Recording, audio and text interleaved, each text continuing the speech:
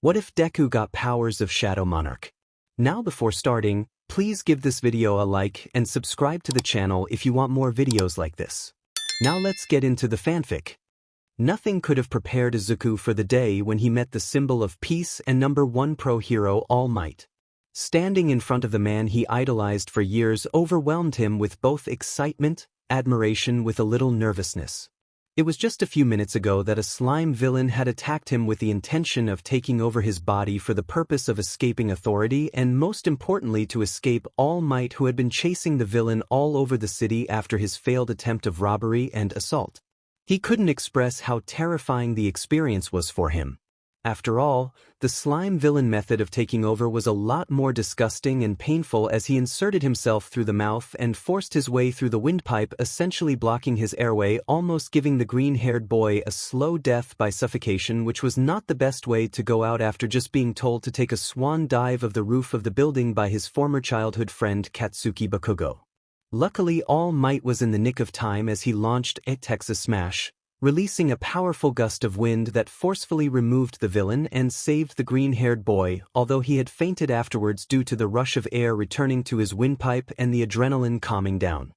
He had woken up shortly by a light slap to his cheeks, which brought us back to where we started.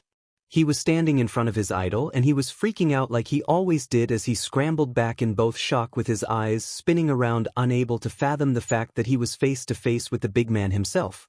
If he was being honest, his first meeting with his idol was quite pathetic. He was freaking out and scrambling around like a lost puppy. The pro hero didn't seem to be fazed by the boy's reaction, already expecting it. "I'm glad you're okay," exclaimed All Might, feeling relieved that the boy seemed to be quite energetic after being at the receiving end of his Texas Smash. "Sorry about getting you caught up in my villain fighting. I don't usually make mistakes like this, but I was in high spirits on my day off in a new place," explained All Might before he let out his signature laugh. "But you were a big help. Thanks." The #1 expressed his gratitude towards the green-haired boy who was in the process of fainting. He then grabbed 2 bottles of soda that were in his cargo pants as he displayed the villain being stuffed inside the soda, although from the villain's reaction he was suffering quite a lot from having his body separated. "I captured him safely. The #1 hero, All Might, he's the real thing. He looks completely different in person," thought Izuku loudly as he then remembered his notebook as he frantically looked around. "Oh, right. An A autograph. Where should I dash?" asked Izuku as he frantically searched for himself before he found his hero notebook lying on the ground, still having the mark of his friendship with Bakugo. "In that notebook dash," said Izuku as he opened the book only to find the All Might signature written, which took over 2 pages. "He already did," exclaimed Izuku loudly, freaking out. As he stood up bowing to All Might for what appears to be 1,000 times, almost hitting his head as well on the concrete floor. "Thank you very much. It'll be an heirloom. A family treasure," exclaimed Izuku frantically as the pro hero gave his signature smile and a thumbs up. "Okay. Well, I need to take this guy to the police. See you again on the other side of the screen," exclaimed All Might, crouching as he is ready to jump in the air to depart from the neighborhood. That put a stop to Izuku's excitement as he became sad. "Wait, already?" said Izuku, already wanting to ask the question that has been haunting him for years, and All Might was his only chance to finally renew his will and give a meaning to everything he had done so far. "Pros are constantly fighting enemies and time," said All Might as he continued stretching his muscles to take a leap to the air. Izuku didn't want the man to leave as he tried to reach his hands towards him. "There are still things I want to ask," thought Izuku as the man stopped stretching. Not looking at the boy who was trying to reach him, he gave his last goodbye. "Well then, I'm counting on your continued support," shouted All Might as he leaped into the air, creating a gust of wind where he previously stood. "Wait," said All Might, realizing that there was an extra weight on both his legs. Looking down, he saw the green-haired boy latching on both his legs. The air was going through his eyes and mouth as the man frowned. Hey. Let go of me. Your fanaticism is too much," said All Might as he tried to push the boy off him, not realizing that they were pretty much flying in the air. "If I let go now, I'll die," said Izuku through the amount of air that was going through his mouth as All Might stopped trying to remove him as he realized the current situation. "That's true. said All Might as Izuku, who was still not used to being high in the air, had a hard time getting his words out. "If you a lot of things, I want to ask you directly," said Izuku, although it was painful for All Might to watch Izuku's current state. "But I get it, so close your eyes and mouth," said All Might as the boy buried his face onto his cargo pants as All Might brought his left hand onto Izuku's back, securing him to his legs, although he couldn't hide his cough as he covered his mouth with his right hand, hiding the trickle of blood that was seeping from his mouth. "Shit," thought All Might as he realized that he had hit his limit, landing on the roof of a building with a large thud. Luckily nobody had noticed as the place was quiet and had not many people walking around. Izuku was shaking as he realized how close he was to death, as his lips were dried and hair was disheveled and eyes were white pale. "That was scary," expressed Izuku his reckless yet near-death experience. All Might had his back turned towards the boy, quite displeased to say the least. "Good grief. If you talk to the people downstairs, I'm sure they'll let you down," said All Might as he started walking towards the ledge. "I seriously am out of time, so I really must go," continued All Might, which was enough to break Izuku out of his shaking as he looked at All Might. "Wait," said Izuku, although All Might wouldn't hear any of it. "No. I will not wait," said All Might, but Izuku was persistent. "But said Izuku as a distant memory came to his mind. "You should probably give it up," was the voice of the quirk doctor. "I'm sorry, Izuku. I'm sorry. I'm sorry," came the cry of his mother, Inko Midoriya. "Don't worry, big brother, I'm here for you," said his sister Fubuki with a sympathetic tone. "What the hell can you do? You're quirkless?" came the sardonic question from his childhood friend Katsuki Bakugu as he mocked Izuku's lack of quirk in a hero society. "That might be true, but even so thought Izuku as he clenched his fist, gathering every ounce of determination to ask the question. "Even if I don't have a quirk, can I become a hero?" asked Izuku, who stopped the #1 hero in his track. "Can even someone without a quirk be like you?" asked Izuku as he poured his heart into the question, as the man looked at Izuku with concern and surprise. "Without a quirk?" asked All Might, but he was cut short when smoke started releasing from his body, reminding the #1 hero of his limit. "Oh no, holy shit. God damn it," thought All Might, although Izuku was unaware of the #1 hero dilemma as he was looking at the ground, showing his lack of self-confidence. "It might have been because I don't have a quirk, but I'm always made fun of. Maybe that's why. I don't know, but I think saving people is super cool," said Izuku, as at this point the smoke had already engulfed the #1 pro hero, obscuring him from everyone's sight as Izuku gained a smile. "Saving people with a fearless smile. I want to be the greatest hero, like you," said Izuku with a blush on his cheeks as he poured out everything as he raised his head to look at the pro hero. "I want to be the greatest hero, like you?" Although he was quickly cut short when All Might's skinny form was revealed to him, giving the boy a jump scare. Izuku let out a scream. "Or deflating," said Izuku before he looked left and right. "Wait, up until now, huh?" said Izuku, showing confusion as he looked at the skinny All Might warily. "Fake? A fake? You're so skinny," said Izuku. The deflated All Might tried to defend himself. "I am All Might," although he vomited blood as Izuku screamed dramatically. "No way," said Izuku, denying that his idol would be so skinny. "You know how the guys at the pool are constantly flexing and posturing? It's like that," said All Might, wiping the blood off his mouth, although Izuku still denied it. "No way," shouted Izuku as he shaked before he repeated the same thing again. "I can't be. All Might is fearless. He saves everyone with a smile. He's the greatest," said Izuku as he stated every positive attribute of All Might to try and justify that the man standing in front of him is a fake. All Might looked away with a sigh. "A fearless smile, huh?" asked All Might to himself as he sat on the ground, leaning his back on the ledge of the roof. "Now that you've seen me like this, young man, make sure you don't write about it online, even accidentally," said All Might as Izuku leaned forward before All Might pulled his white shirt, revealing a large scar, scaring the boy. "It's an injury I got from an enemy's attacks 5 years ago. Half of my respiratory organs were destroyed, and I lost my whole stomach. I've become emaciated from repeated surgeries and the aftereffects. Right now, I can only work as a hero for about 3 hours a day, said All Might with a serious look, wanting to convey the seriousness of the topic. Izuku had a grim look on his face. That can't be. 5 years ago, was that when you fought Toxic Chainsaw? Asked Izuku as he looked at the man who adjusted himself on the ground. You're well informed. But a punk like that couldn't defeat me. This fight was not made public to the world. I asked that it not be made public, said All Might before he looked down and then to Izuku. I will save people with a smile. The symbol of peace cannot be daunted by evil. I smile to show the pressure of heroes and to trick the fear inside of me. Pros are always risking their lives.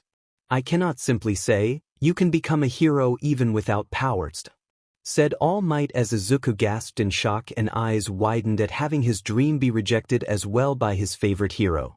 Looking down, he tried to put a forceful smile on his face. I see, said Izuku as All Might stood up from his sitting position. If you want to help others, then you could also become a police officer, said All Might as he started walking towards the roof door. They're often teased because they get villains delivered to their doorstep, but that is also a fine occupation, said All Might in an honest tone.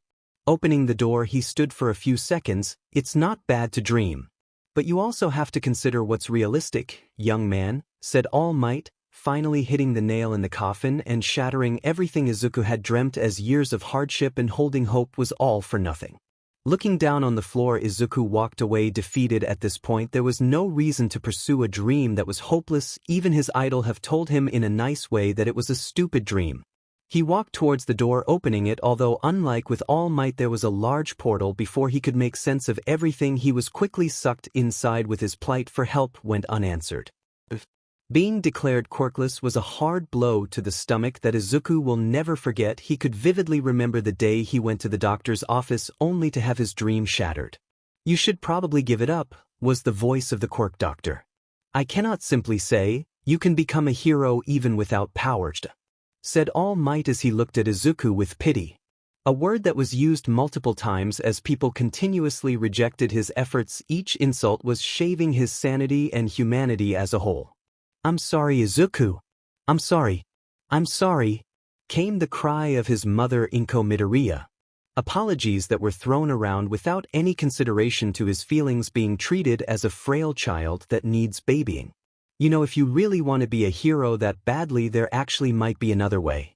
Just pray that you'll be born with a quirk in your next life and take a swine dive off the roof of the building, said his childhood friend Katsuki Bakugo as he mocked his dream.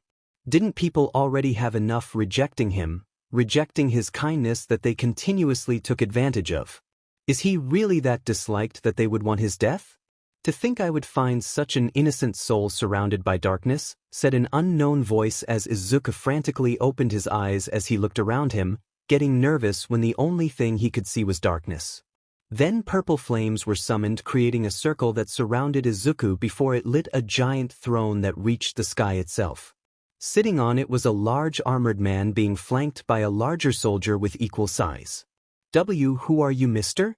Asking Izuku to be polite, as the more he looked at the man's eyes, he felt like he was looking at death itself, like he was looking at the embodiment of darkness itself. I am Ashbourne. I was a former ruler that loyally served under the Absolute Being until his death by the hand of the other rulers. Right now I'm the Shadow Monarch. In your human language, I'm the god of death, said Ashbourne as Izuku freaked out. The god of death? I didn't die, did I? Asked Izuku frantically, not expecting to be face to face with the god of death himself. Ashbourne felt amusement but also a sense of pity for the boy life that had driven him insecure. Do not worry, I'm not here to take your soul, nor are you dead, said Ashbourne, finally calming down Izuku, who raised his head from bowing down. Then why am I here?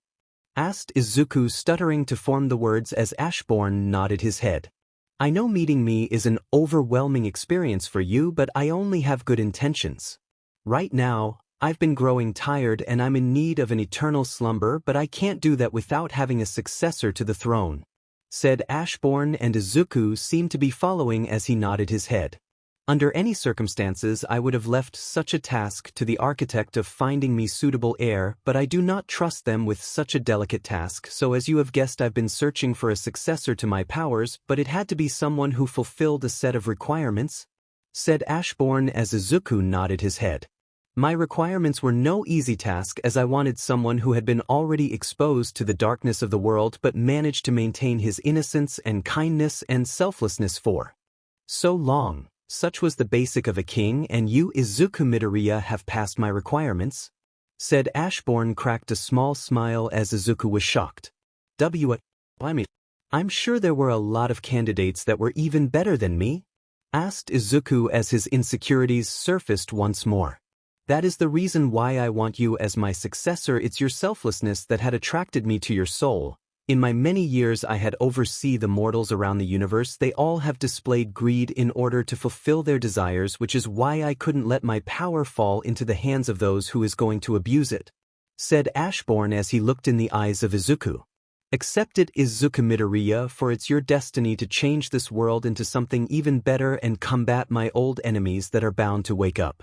Let my power guide you and vanquish the monarchs," said Ashbourne as Izuku gained a determined look, something that made the giant man behind Ashbourne to crack a smile as he saw Ashbourne in place of Izuku.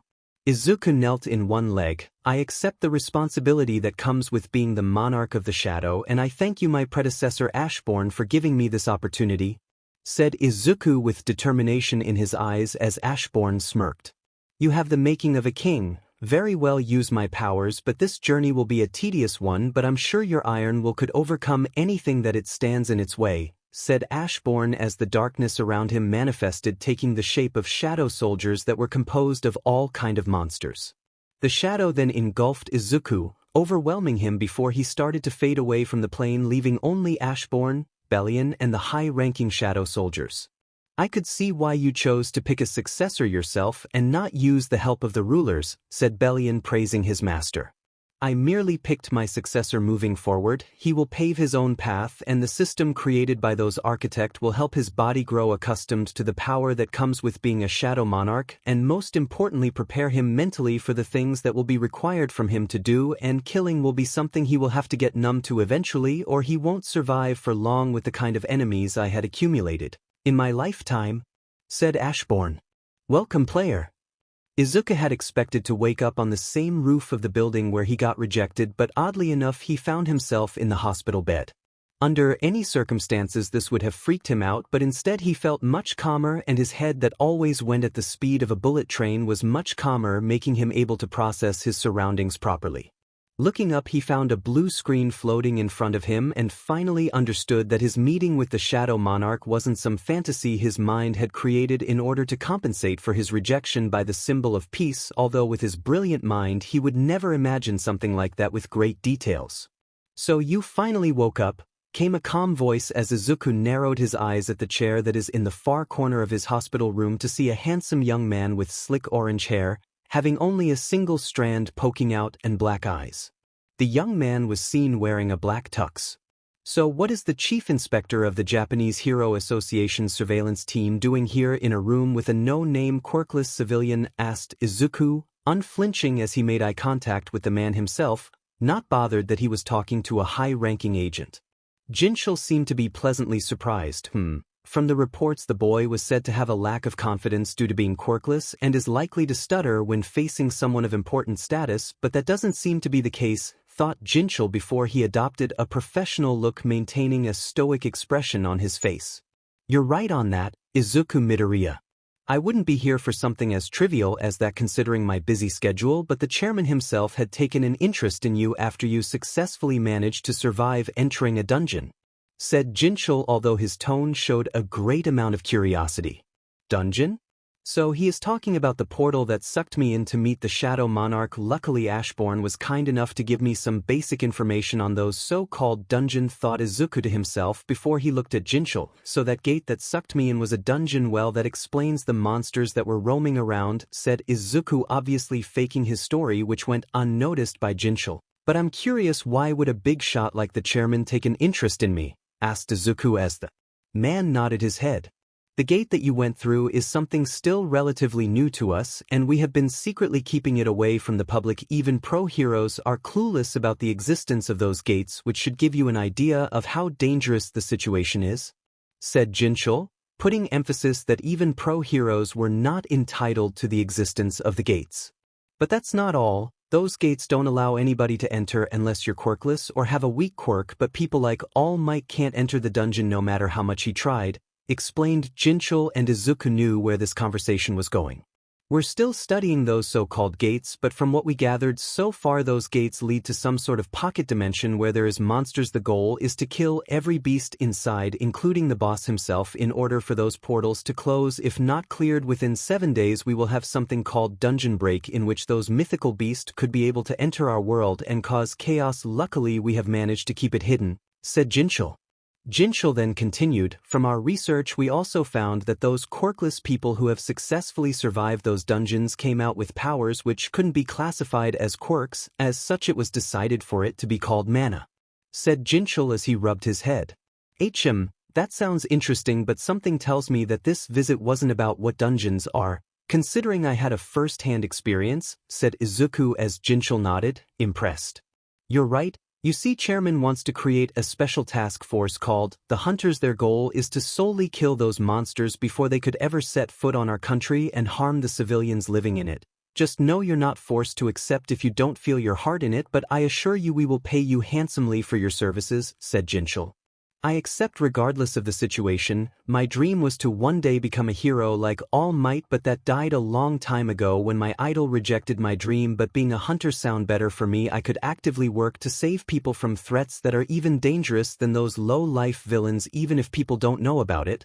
I will be honored to be part of such a task force and to get the chance to serve my country," said Izuku with conviction, as Jinchul couldn't help the smile on his face. "The reports about him are very true.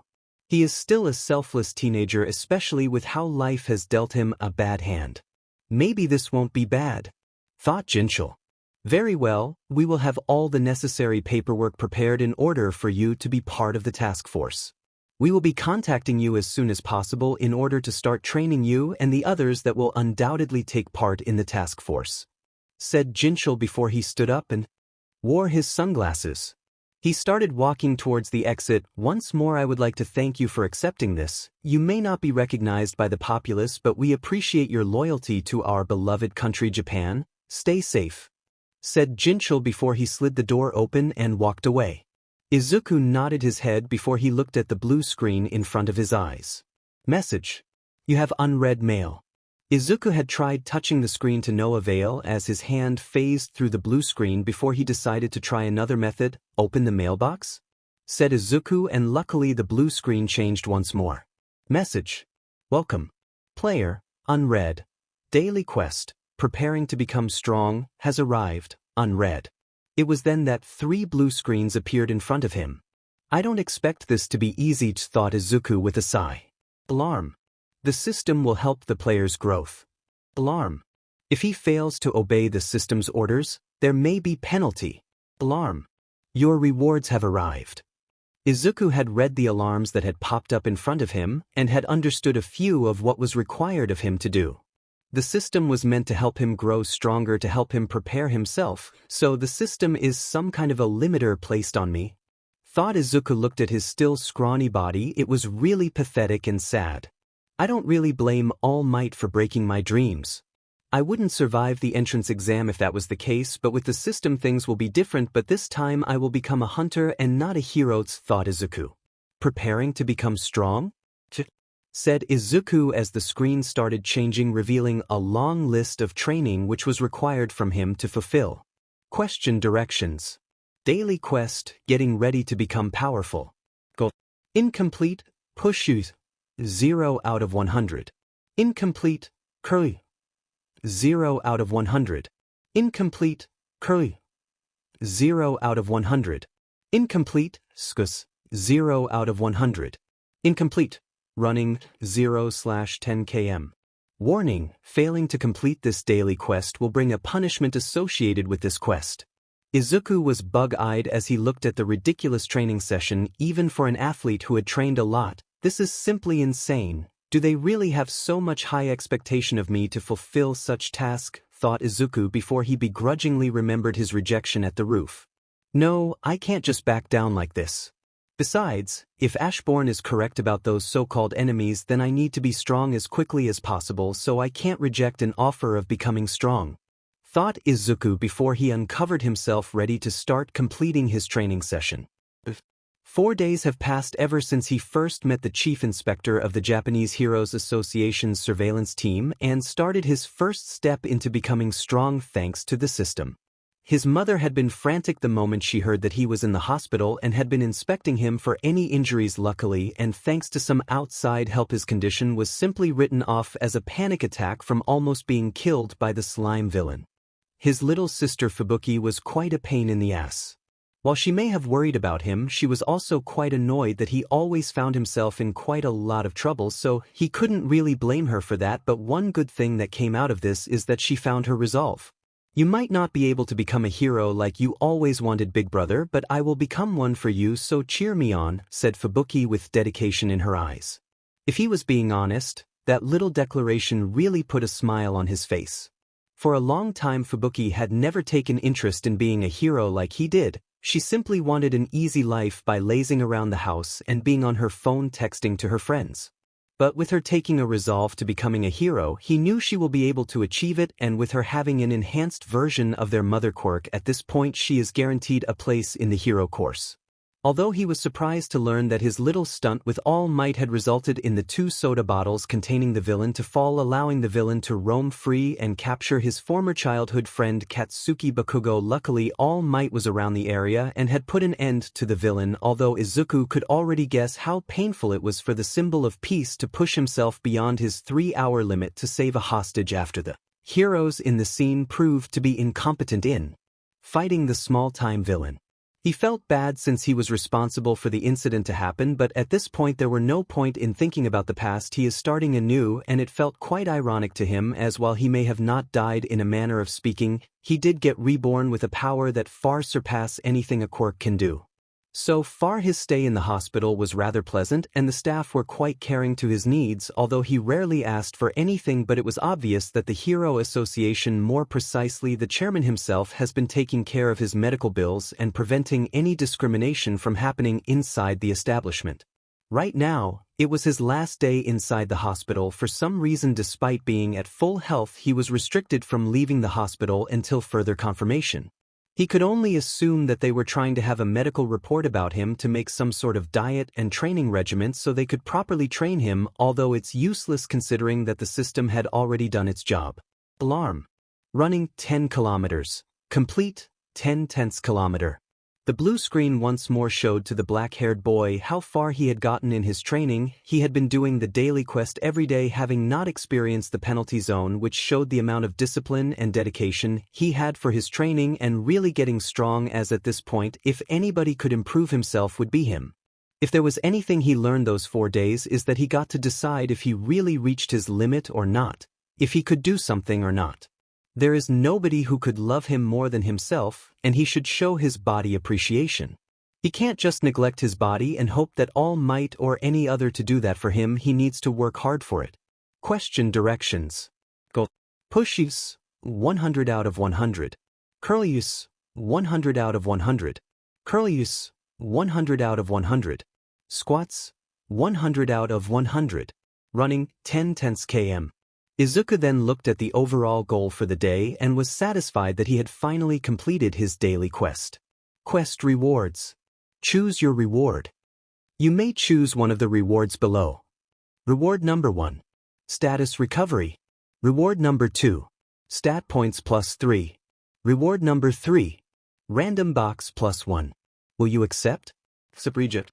Izuku then picked the first reward before accepting the quest reward. Accept status recovery, said Izuku as he was engulfed in a green light as his fatigue was healed.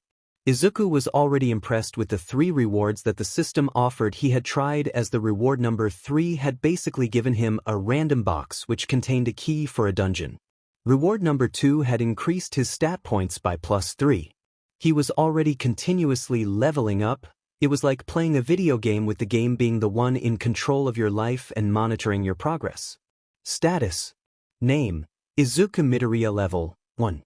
Job. None fatigue, 0. Title. Fun. HP. 100.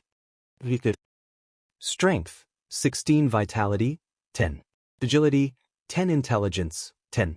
Since remaining points, 3. Izuku then decided to shift the screen to his current skills, and while it disheartened him seeing himself still LV.1 in the system, he was quite determined to become even stronger until he could become a worthy Shadow Monarch. I need to up my game, I need to become stronger so I don't ever feel that emotion again, said Izuku to himself, not wanting to feel that emotion of weakness and hopelessness. Skills. Passive. Muscularity LV.1. Sprint LV.1. A month has passed since the system and the meeting with the chief inspector of the Japanese Hero Association's surveillance team.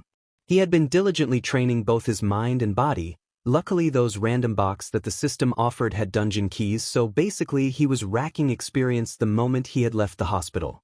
Back then time felt like moving slowly, but after the system things had been going quite quickly. Maybe it was because he no longer worried over unnecessary things that only held him back. The only problem that he had to face was his mother, his little sister Fubuki, and Katsuki Bakugo. Obviously, his unnatural growth that came from his daily training had left a lot of questions on the mind of those who knew him, but the changes in his appearance, like his hair becoming black and his freckles having disappeared, completely made him the center of attention, especially the girls at his school, as he had shifted from the plain quirkless nerdy-looking guy in school to a handsome Adonis quirkless guy. Basically, he became a chick magnet in just a month's time, and the amount of flirting done had made him even more hated by the so-called proclaimed alpha male in the school, who had to re-evaluate themselves completely. Then there is the issue with the teachers. He had obviously skipped school several days at one point for his training or some dungeon clearing to level up.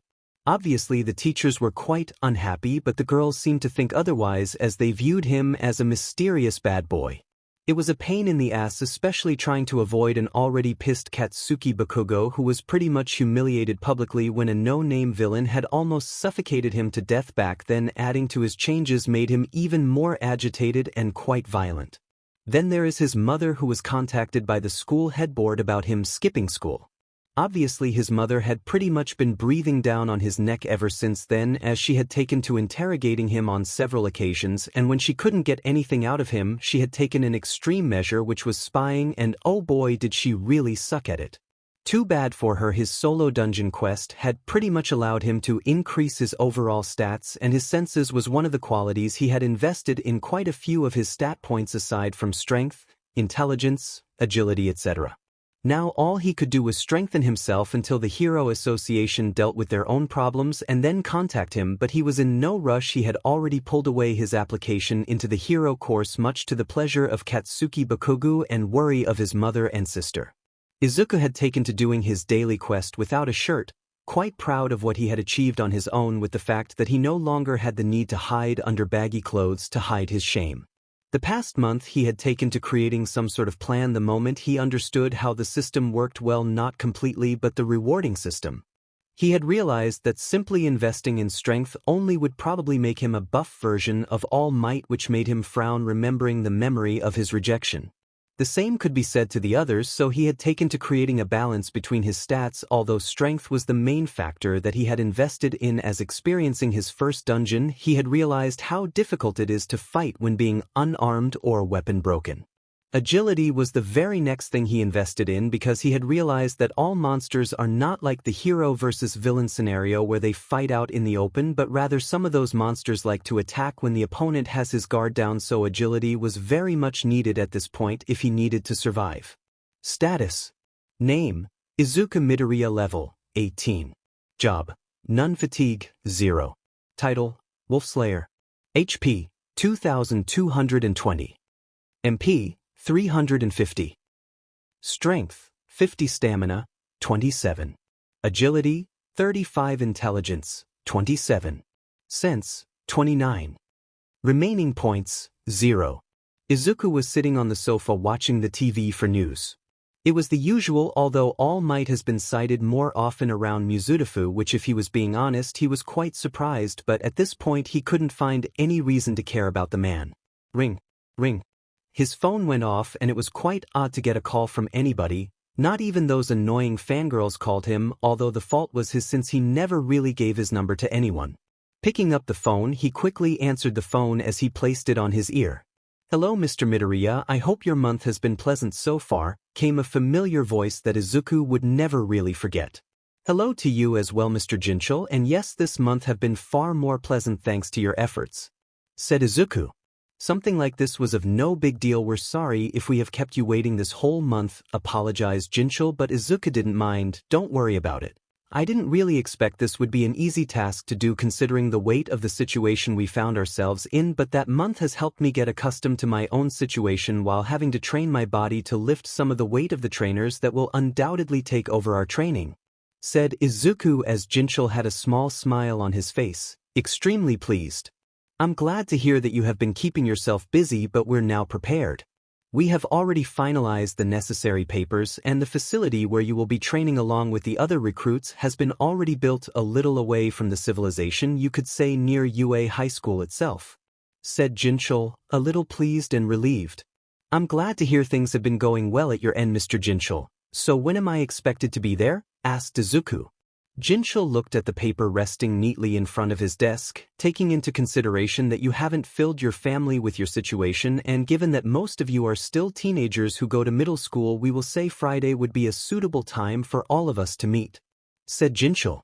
"Your transportation are already handled. You're expected to be at Mustafu's stop, which is near an abandoned gas station. At 12 o'clock in the morning you will find parked on the side of the road a black bus. You will just have to further confirm your identity with one of our agents. Once he gave you confirmation, you could take a seat and patiently wait until you're brought to the facility," said Jinchul as Izuku smiled at the idea of meeting others with a similar backstory as him. Jinchul then took a serious tone. "Although I know the idea of getting acquainted with others with similar backgrounds, make sure you avoid certain individuals that will undoubtedly be in the bus. Some of them have ill intention," said Jinchul as Izuku furrowed an eyebrow. "So what do you suggest I do?" asked Izuku as Jinchul stayed silent for a few seconds. "I recommend you stay put in the bus until you all have arrived at the facility. Once that happens, those with ill intention will be isolated into another part of the facility to avoid them from causing trouble to the others, but so far the ones who are close to your age have proved to be trustworthy like you," said Jinchul as Izuku nodded. "Very well, I understand and thank you for your efforts, Mr. Jinchul. Until we meet again," said Izuku as the man. "Have a nice day, Mr. Midoriya," said Jinchul before he hung up. "Finally, this monotonous life will soon be over and I get to do something exciting and most importantly get stronger," thought Izuku with a smile on his face. Just like planned, Izuku was ready to leave the apartment wearing black shirt, black pants along with black shoes. He was definitely taking the color black to a new whole level.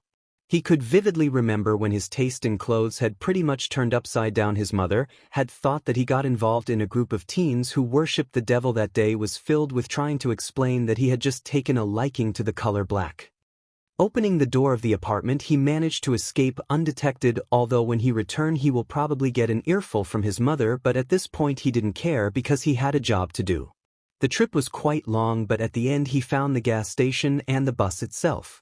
Walking towards the door, he knocked on it slightly, which opened to reveal a man in a business suit and black glasses. "The name is Izuku Midoriya," said Izuku simply as the man simply gave the black-haired teen a nod. "Get inside," was the only response that came from the agent as he walked inside to find that some of the seats were occupied and was surprised that there were a lot of teens. His eyes then fell on the only empty seat so far, which was next to a pretty young woman with gray eyes and blonde hair in a bob cut. She was wearing a white buttoned shirt highlighted by black and black pants and brown sandals. Walking towards the girl, "Excuse me, is this seat taken?" asked Izuku in a polite tone as the girl looked up to meet with Izuku's eye, and she suddenly started to have a red tint in her cheeks before she nodded meekly. "No, you could sit," said Shahayan. "Thank you," said Izuku as he took a comfortable seat next to her. It was painfully obvious that the girl was quite nervous and uncomfortable, and he could relate to her on a personal level. "My name is Izuku Midoriya. It's nice to meet you. I hope I'm not making you uncomfortable," said Izuku with a kind tone.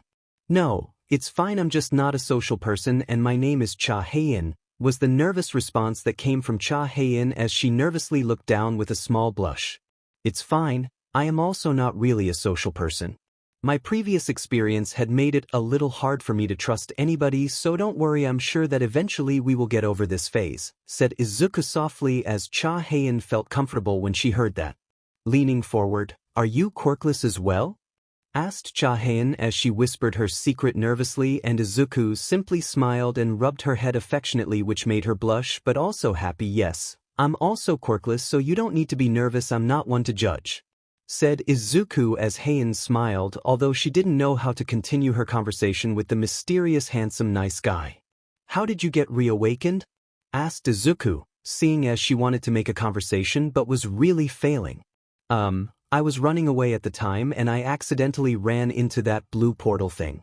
I don't remember much of what happened aside from the fact that I had killed some of the goblins in self-defense before I fainted and woke up in the hospital bed with Mr. Jinchul talking to me. What about you? Asked Hae-in.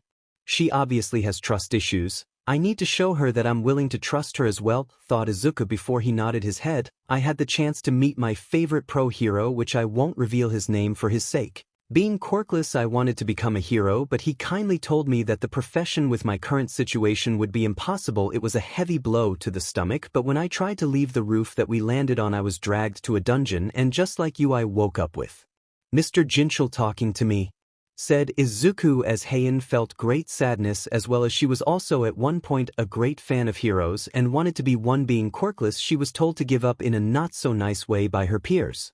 But it's fine now. The dungeon has allowed me to reawaken and get those mana, which helped fix some of my lack of self-confidence. But aside from that, why did you accept to work as a hunter? Asked Izuku as Cha Hae-in took a serious look.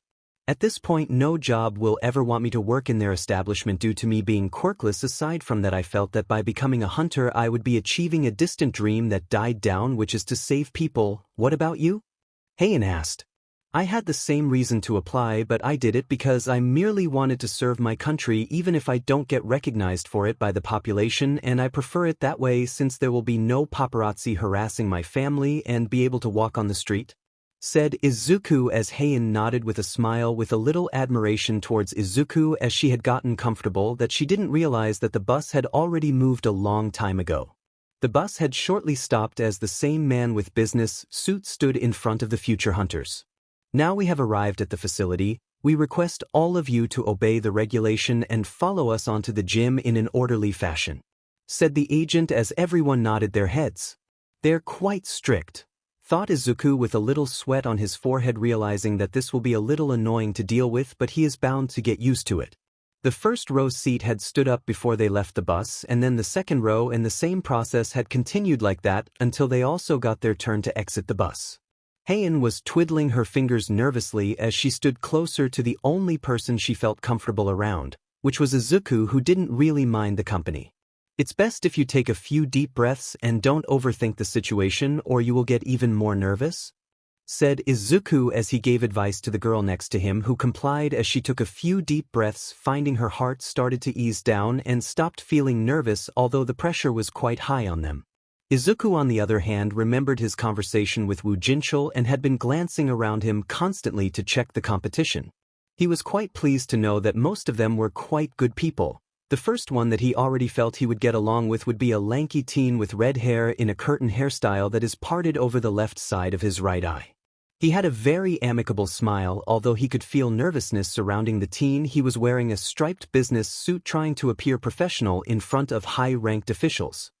The second person was an above-average teen with spiky orange hair, orange eyes, pronounced canine teeth, and neatly trimmed sideburns. Just like the redhead, he was wearing a black tux. Although compared to the others, he was quite nervous as he glanced around him until his eyes landed on Izuku, who just gave him a reassuring smile and a nod with a thumbs up, which managed to put a smile on the young orange-haired teen. The others were impressive in their own rights, but some of them he had already didn't like, and it was shown through their arrogant smirk and the look they gave to them, like a predator looking at their prey. He knew that confrontation with them will be imminent, but he will trust the chairman to deal with the nuisance before they got way over their head. A black limousine rolled over as everyone tensed when the chairman go gun. He came out, a muscular old man with gray hair, greenish-gray eyes, and numerous scars on his body. Given his status, he was wearing a three-piece suit. The man's smile seemed to be genuine as he gave a look of a grandfather looking at his grandchildren, although his aura that surrounded him made everyone flinch or unable to make eye contact with him. That man is intense. I expect no less from the chairman of the Hero Association, thought Izuku with a bead of sweat rolling down his face. He knew the man was concealing his aura, but even the few that were leaking out showed the gap in power between him and the chairman. Hello, future hunters. My name is Go Gun-hee and I'm the chairman of the Hero Association. I thank you for accepting my selfish request, but rest assured your services will be rewarded, said Go Gun-hee with a smile on his face, although his attention was solely on Izuku, Cha-haen, the redhead and the orange-hair boy. You four are the next generation, thought Go Gun-hee with a smile, having already made a background check on the four of them, and they were still pure in his book and the ones with the most potential out of anyone, although if he is being honest, Izuku and Cha-haen were the ones who stood out even when they don't want it. Now behind me is a gym built with all technology Japan could offer, as it's resistant to even All Might punches but not immune, so you can go all out as you wish. You will be separated into groups and separated to different parts of the facility, said Go Gun-hee, seeing nobody arguing, which was his fault given his intimidating aura, before he looked to his back to see his right-hand man Wu Jinchul. Ahem, my name is Wu Jinchul. I will be stating the groups that you will be around indefinitely. Even when training in a dungeon you will be in the same group, said Jinchul as everyone nodded their heads in understanding. Now Group 1 consists of Izuku Midoriya, said Jinchul as Izuku locked his eyes at the man and Haen seemed to grip his black sleeve shirt. Cha-haen, continued Jinchul as said girl sighed in relief to be around Izuku, who simply patted her head. Choi Jongin, said Jinchul as the redhead adjusted his glasses, although he looked more relieved to be around others his age. Lastly, Baek-yun-ho, said Jinchul as the teen smiled, a genuine one, as he looked at his team.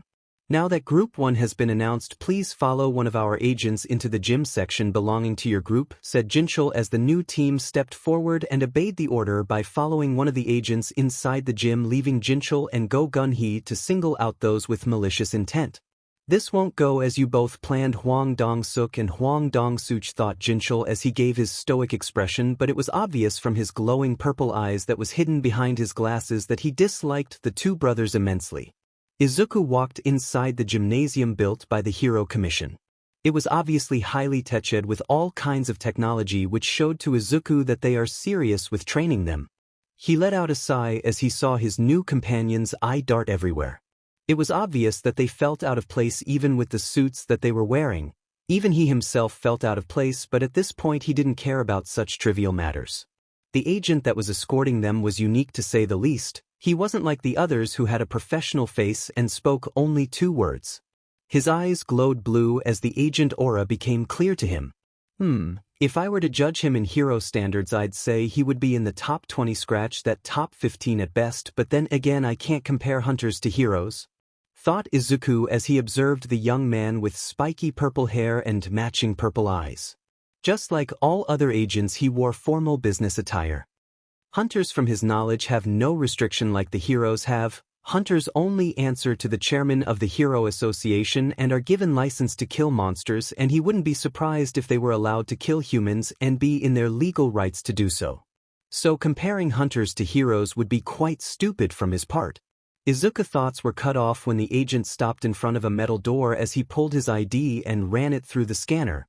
"Welcome, Kong Taeshik," was the voice that came from the scanner as the door opened, revealing equipments, but the place looked also featured things like kitchen, rest room, television, and other entertainment room. The agent then turned towards the teens. "Now that we've arrived at our destination, let me introduce myself properly. My name is Kong Taeshik. I'm a hitman and an inspector under the Japanese Hero Association's surveillance team," introducing Taeshik as he looked at them with a smile. "Hitman?" asked Beck, a little curious but intimidated to say the least, as Taeshik nodded his head. "That is correct. I'm a hitman that is tasked to do the things that heroes mostly are not allowed to do. Sometimes there are threats that need to be killed rather than sent to prison. That's why people like me are tasked to eliminate them, and one of the reasons why I was tasked to train you as well," said Taeshik. "So we're expected to be assassins as well?" asked Jungin as he adjusted his glasses and a frown on his face.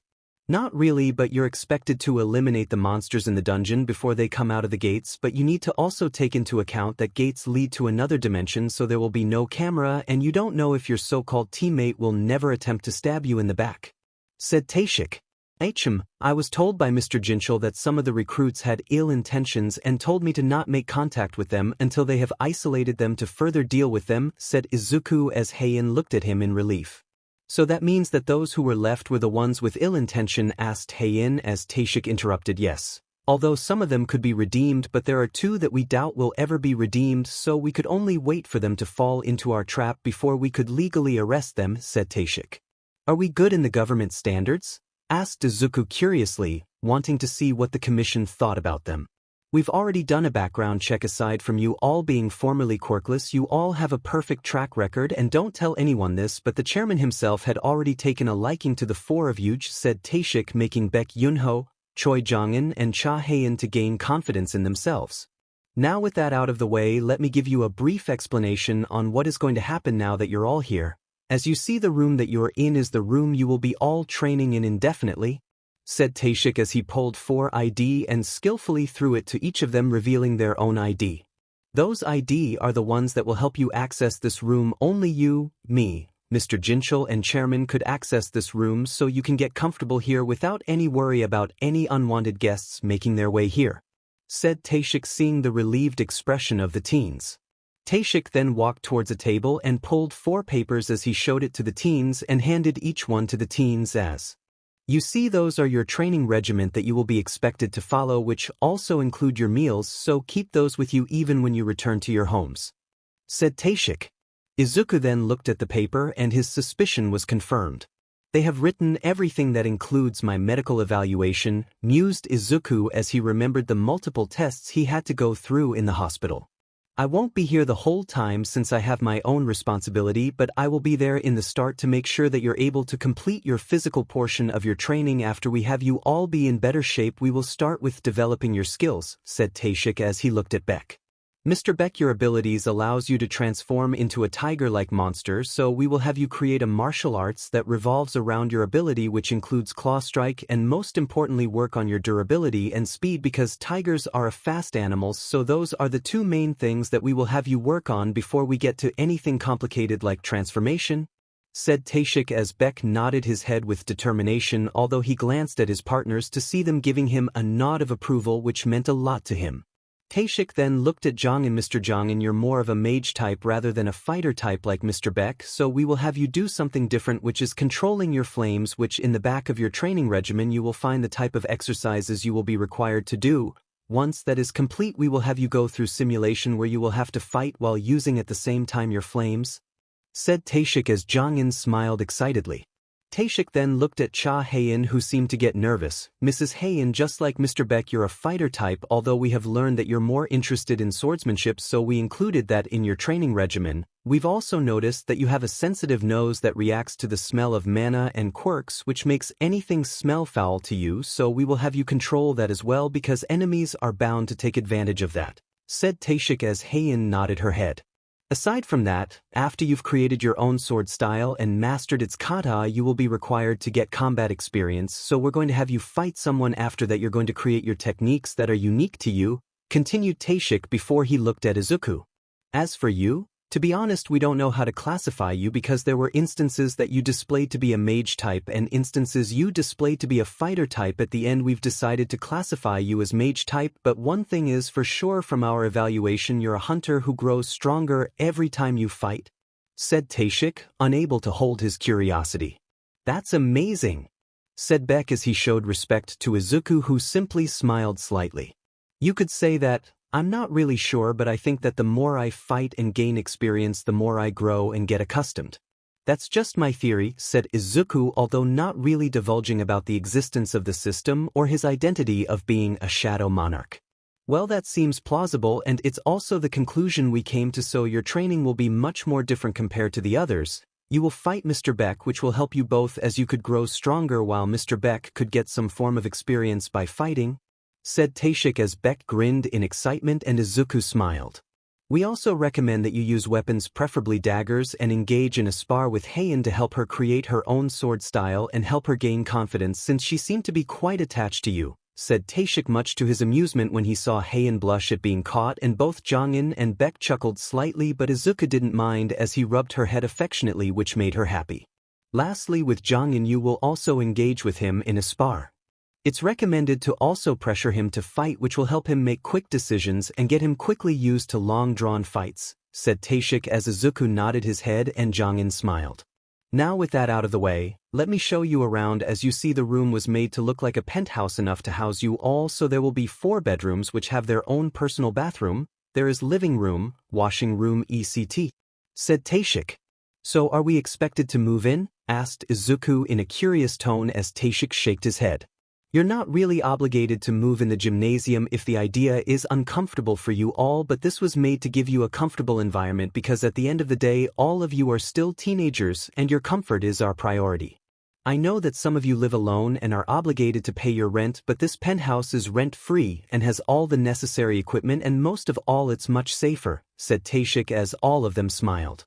Think of it from this perspective: the more you climb the ranks and get stronger, the more you will be working outside clearing dungeons. There will be instances where the dungeons will be a higher level and a further plan will be needed, so you can meet here, plan, and crash here, said Taishik as everyone found the merit in his words. That does sound like a good idea. It will also promote friendship and camaraderie between us, so I see more benefit from it, said Izuku as the others nodded their heads. But concerning the dungeon, are we expected to clear dungeons? Asked Izuku as he looked at Taishik, who nodded his head.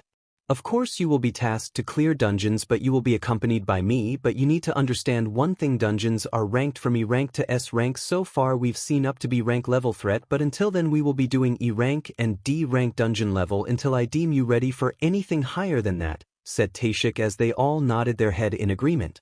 So are we going to start training? Asked Heian as she looked at their instructor, who shook his head.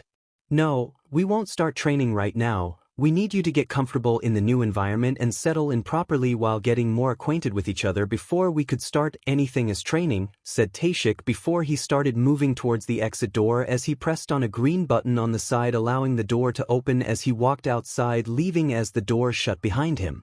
So, what are we going to do? Asked Beck as he looked at his teammates. We should probably get to know each other. We don't need to reveal anything that makes us uncomfortable, but establishing some form of camaraderie will be beneficial in the long run, said Izuku as Jongin nodded his head, even though the idea was foreign to him due to his past. Izuku walked towards the kitchen and towards the fridge opening revealed sealed foods and drinks. There are sodas in the fridge. What do you prefer to drink? Asked Izuku as each one picked their choice of soda as they all took a seat on the sofa with Heian being next to Izuku. I'm going to start first. My name is Inko Midoriya. You can call me what you want as long as it's comfortable for you. My likes are not as it used to be due to my circumstances, but I like analyzing heroes. I even had my own notebook where I wrote my own analysis in hopes of one day becoming a hero myself, but as you see, that dream died down, said Izuku. I hope I'm not overstepping the boundaries, but what made you give up on being a hero? Asked Jongin as he adjusted his glasses. It's fine. I always admired heroes and my number one idol was All Might, so the idea of becoming a hero to save everybody sounded appealing to me, but being quirkless had changed a lot of things, including my standing among my peers in school. Due to the years of bullying I had low self-esteem and was quite shy back then, but that's beside the point. I had a chance to meet All Might, but he had kindly rejected my dreams, but I can't blame him. I was quite frail back then, said Izuku as everyone flinched. In the room it was obvious that being rejected by your idol would shatter anyone, especially when you admired him for years. Moving back to the introduction, I like training to get stronger so I don't feel the feeling of hopelessness and weakness, and so I can protect everyone that matters to me. I like my mother and little sister, and I like to wear black attires because it helps me not stand out or disappear in the night, said Izuku as everyone nodded their heads so far. My dislikes are fake heroes who's in the job for the wrong reason. My dislike are bullying and discrimination against quirkless people and discrimination on those with villainous quirks. I dislike when people hurt my family and friends, said Izuku as everyone nodded their head following so far. My hobbies are training to properly understand mind mana abilities and further grow stronger, analyzing anything that catches my interest, helping my mother and my sister, and clearing dungeons. said Izuku, catching everyone's attention. You make it sound like you cleared other dungeons? Said Jongin as he looked at Izuku, who nodded. Only one dungeon aside from the one where I reawakened, said Izuku. Lastly, my dream is to get stronger to protect my loved ones and to serve my country by defeating the monsters in the dungeon and maybe have an easy life, but something tells me this won't go as I want, said Izuku as everyone grimaced, knowing that dungeons are something relatively new to them and they're going in there with minimal information. Jongin then stood up. I guess I'm next. My name is Choi Jong and just call me anything, I don't really mind that much. My likes are smoking because it helps relieve stress. I like my grandparents and I like this group already because I feel like I belong somewhere and it's nice to have people with similar background, said Jongin as everyone smiled. My dislikes is when my grandparents tire themselves out for me, discrimination, bullying, villains and monsters. My hobbies are reading and getting knowledgeable because my grandparents always told me knowledge is power. My new hobby is discovering and understanding my mana much better, said Jongin. My dreams is to one day become a strong hunter and a dependable leader and finally have my grandparents enjoy their retirement by using the money I earned to have them go on vacation to enjoy their short life, said Jong. And although everyone could see that the idea of his grandparents dying was hard for him, but he understood it more than anyone that life is short. Izuku smiled. I'm sure your grandparents will be proud of you and just know that we have your back, said Izuku as Beck and Heian nodded with a smile of their own. Thank you guys, said Jongin, a little more happier than before as he sat down with Beck standing up. My name is Beck Yunho, just call me Yunho or anything else that makes you comfortable. My likes are training to become strong. My father who is a retired pro hero, said Beck enthusiastically. My dislikes are discrimination, villains, bullies, being weak and not being able to be like my father, and that is being a dependable person, said Beck, a little sad, but a smile from his companion cheered him up. My hobbies are training to become strong. While I'm not a bookworm, I enjoy learning new things, which include reading my father's strategy books and other stuff. My dream is to one day become a dependable leader and surpass my father, and even though he had always loved me and respected me, I want to do something to deserve his praise and make him even prouder of me, said Beck. I guess we have something in common, Yunho. Let's help each other reach our goal, said Jongin as Beck grinned and Izuku gave an approving look.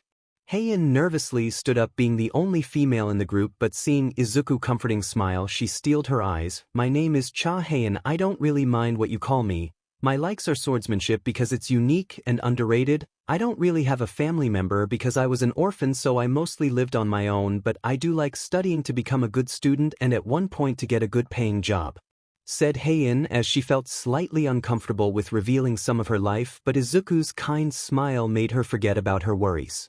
My dislikes are bullies, discrimination, villains, fake heroes and lecherous boys who doesn't respect me as a woman and try to take advantage of my status as quirkless to try and get their way with me, said Heian as the boys frowned but gave the girl a comforting smile, which was what she needed to continue. My hobbies are watching old videos that are related to swordsmanship, reading, studying, watching movies, practicing with a Bakken, although with my reawakened I like to learn about mind mana abilities even further to improve myself while trying to implement my own sword style, said Heian. My dream is to one day become a respected woman and a hunter and maybe find a special person to Emmy, said Heian as she stuttered at the end, but it was obvious that her glances had been going towards Izuku when she declared her dream, and they knew that she had fallen in love with Izuku. That's a nice dream, Heian. Don't worry, we all have your back to the very end, said Izuku with a smile as he patted the girl, much to her pleasure and slight embarrassment. Okay then, I won't be moving in here mainly because I haven't told my mother or sister about my situation because my mom is a very worrisome person and have a fragile heart, so if she learns that I'm involved with the government will probably give her panic attack, which I'd rather avoid as much as possible, although it's obvious that she will learn about my situation eventually, given that my changes had caused a lot of suspicion, especially my mom, who had taken to spying on me even though it was obvious, said Izuku with a small chuckle as the rest chuckled as well.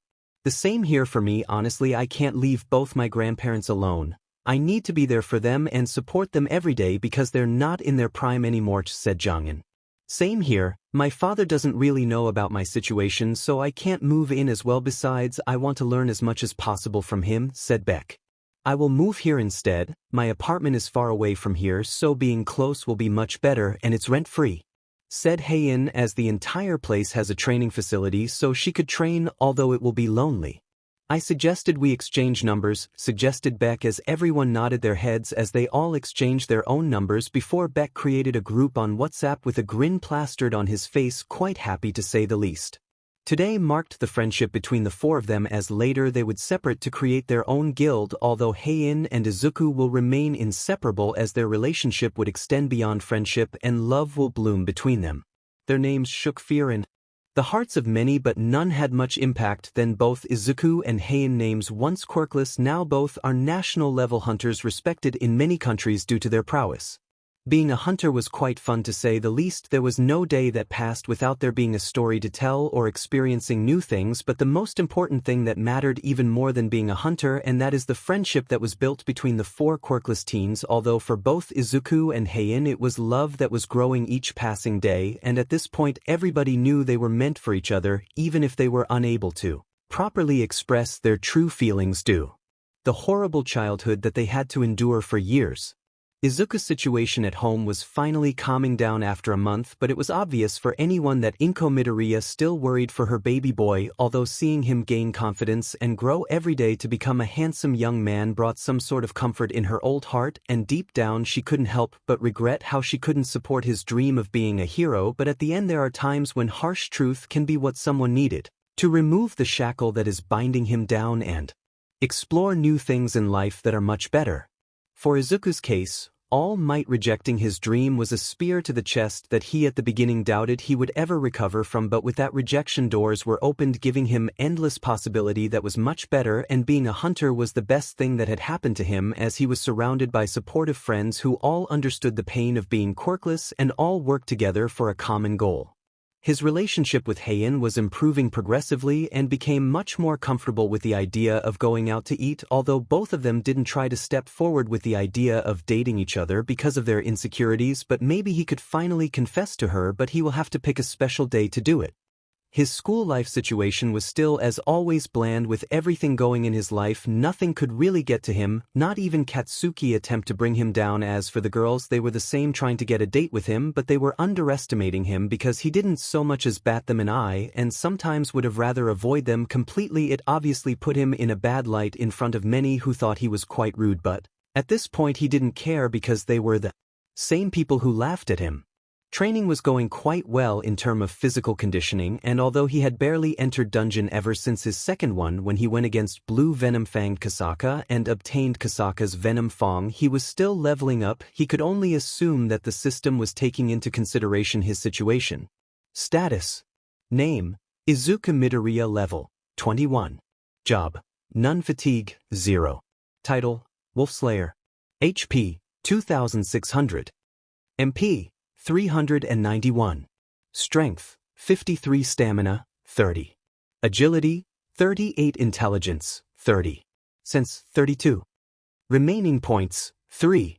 Skills: Passive: Muscularity LV.1. Sprint LV.1.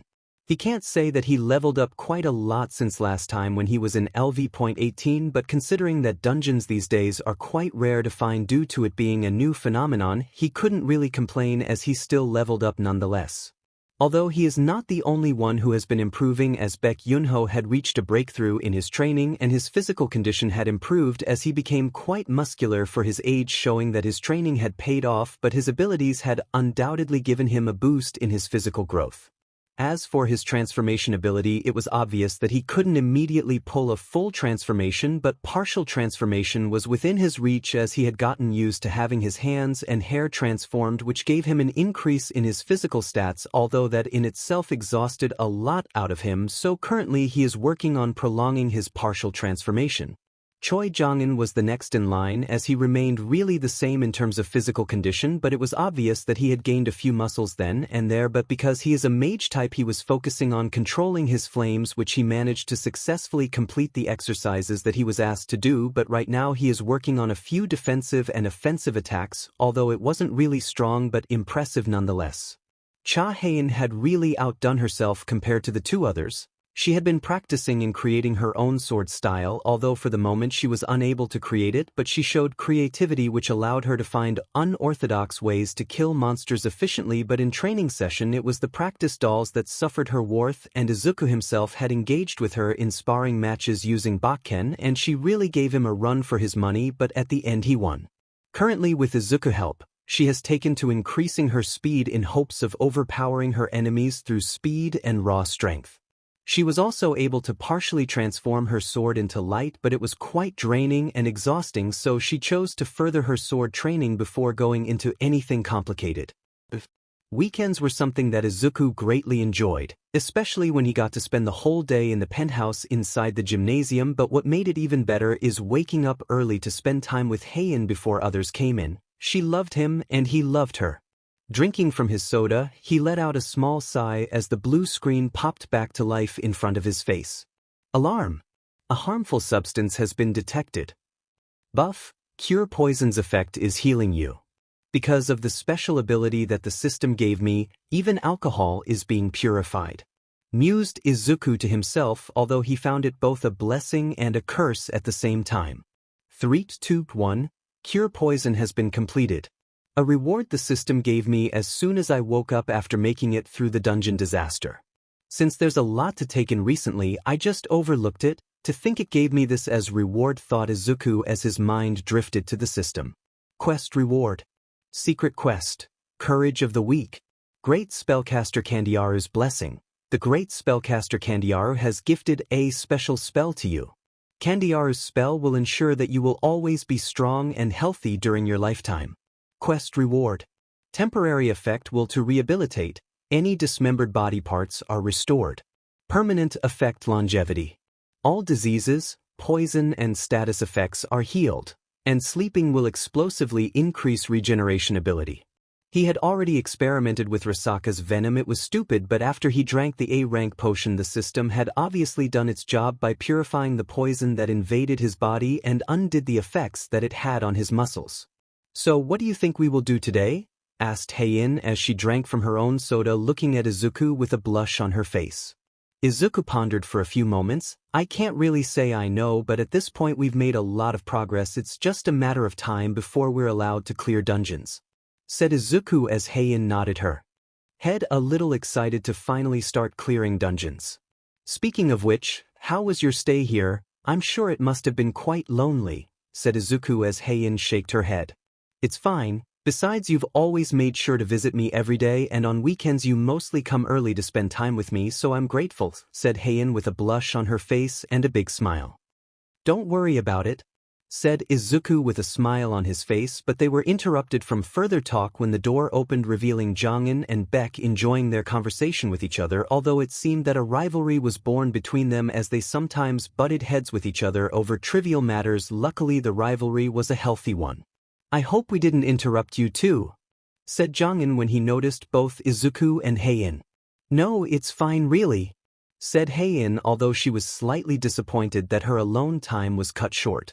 Good, you're all here early, came the voice of Taishik, who came through the door like he normally did as he gave his calculative gaze and nodded his head. It was obvious for the team that Taishik was a busy person, and when he came it was for either taking their training to the next level or to evaluate how far they went in their training. Today will be much different than what you have been doing for the past 2 months, because this time around I deemed you 4 ready to finally start clearing dungeons. Obviously you're only limited to E and D rank gates only until I deem otherwise, said Taishik, much to everyone's excitement. As for your ranks, Inko Midoriya, you're now considered a C rank mage, said Taishik as Izuku nodded his head. Cha Heian, you're also promoted to C rank fighter, said Taishik as Heian smiled brightly as she looked at Izuku, who gave her a thumbs up. Choi Jongin, you're currently promoted to D rank mage, said Taishik as Jongin nodded, not really upset about being lower in rank compared to the other two. Lastly, Beck Yunho, you're currently promoted to D rank fighter, said Taishik as Beck grinned, not really upset with being ranked lower than Izuku and Heian. You've all become stronger than before, as such you're all ready for the next level of your training, and that is dungeon clearing. All of you should have received your hunter, or what we like to call raid costume, that you have submitted along with any extra equipment like sword in the case of Mrs. Cha, said Taishik as Heian nodded her head as she had already seen her sword and she loved it as the material used was made out of the mana crystals found in dungeons. So what is the rank of our first dungeon? Asked Izuku as Taishik pulled paper and distributed it to everyone. The dungeon is E rank. The gate had manifested 2 days ago in an abandoned school 10 minutes from here near a subway, said Taishik as he saw the puzzled look from Beck. You can ask anything, you may be recognized as a hunter but you're no different than a hero in training, said Taishik as Beck nodded. Why give us a report instead of telling it to us orally? Asked Beck curiously. I've been waiting for you to ask me this, and you're right, it's a waste of time, but this is merely a way to start getting you used to what you will be expected to do in the future. There are times when dungeons will be much bigger, so you can't just force your way in, so having a report to analyze from would be useful. There is also the fact that you were bound to be asked to file a report, and getting an idea on how reports are written would serve as a good example and instill some form of discipline, said Taishik as the group of teen nodded their head. Chairman might be a lax person, but we're still soldiers that need to follow the orders and protocol. Izuku thought with a newfound respect for the chairman. He is like a father who is a fun and relaxed person, but when he asks something you're more bound to do it because you want to make him proud. Now then, gear up while the dungeon is E rank. We need to get you used to being quick because some of the dungeons could pop at any moment and be needed to be cleared as soon as possible, said Taishik as they all nodded and headed for their respective room, which they had put some of their items inside for safekeeping. Izuku was the first to come out. Not much has changed from his outfit as he didn't enjoy the idea of tight costumes, so a white shirt along with black jacket and black pants was all he needed to do the raid. Baek Yunho was the second person to come out as he wore a black armor with yellow shoulder guards, gray pants, and a set of golden claws. He always liked to wear badass things, and having a set of golden claws made him look much more badass while also adding some damage with his fighting style. Heian followed shortly as she wore a red-themed armor and carried a black sword with a silver hilt. She obviously felt much more confident in her choice of attire, and with Izuku's support she felt much more comfortable to show her raid costume. Lastly, Jungin walked. He wore a goldish brown and white suit with a flowing red cape and a set of 8 rings. Everyone knew that Jungin grandparents were old-school people, so wearing a suit was his way of paying tribute to them. Taishik glanced at his watch before nodding his head. Good, you've all quickly changed in 10 minutes. That's a good start, now follow me, said Taishik as the 4 teens followed without complaint. After being led outside, a black SUV car pulled over in front of them as the teens looked at Taishik incredulously, who just smirked. You didn't really expect us to always have you ride a bus, do you now? Hop on, said Taishik as he took the front passenger seat next to the driver while the teens took the back seat, finding a lot of things which include cold drinks and a TV. Surprisingly, the back seat looked more like a sofa rather than a chair, but they were able to all fit in despite being 4, although Heian had taken advantage of this to be much more closer to Izuku, secretly enjoying his intoxicating scent as Izuku was the only person that didn't smell foul to her. The SUV started to move immediately, heading towards the location. Sir, what do we expect to encounter in an E-rank dungeon? Asked Jongin, taking the situation seriously. Taishik pondered for a few seconds. Usually E-rank gates have low-rank monsters like goblins. They're extremely weak, and their intelligence is that of a 5 years old, but their strength lies in numbers. Think of it like having a child wield a knife. Regardless of how inexperienced he is with said knife, he could still hurt and even kill someone, said Taishik. Although referring to goblins as children was not the best way to describe it because an image was already formed in their minds. I know that the gate is extremely low rank compared to what you have been training for the last 2 months, but at this point gates are quite rare to find these days due to it being a new phenomenon, but our scientists estimate that after 9 months the gates will be much more high rank, and at this point its existence will be revealed to the world because we're already struggling to keep those gates' existence a secret, said Taishik as Izuku let out a sigh.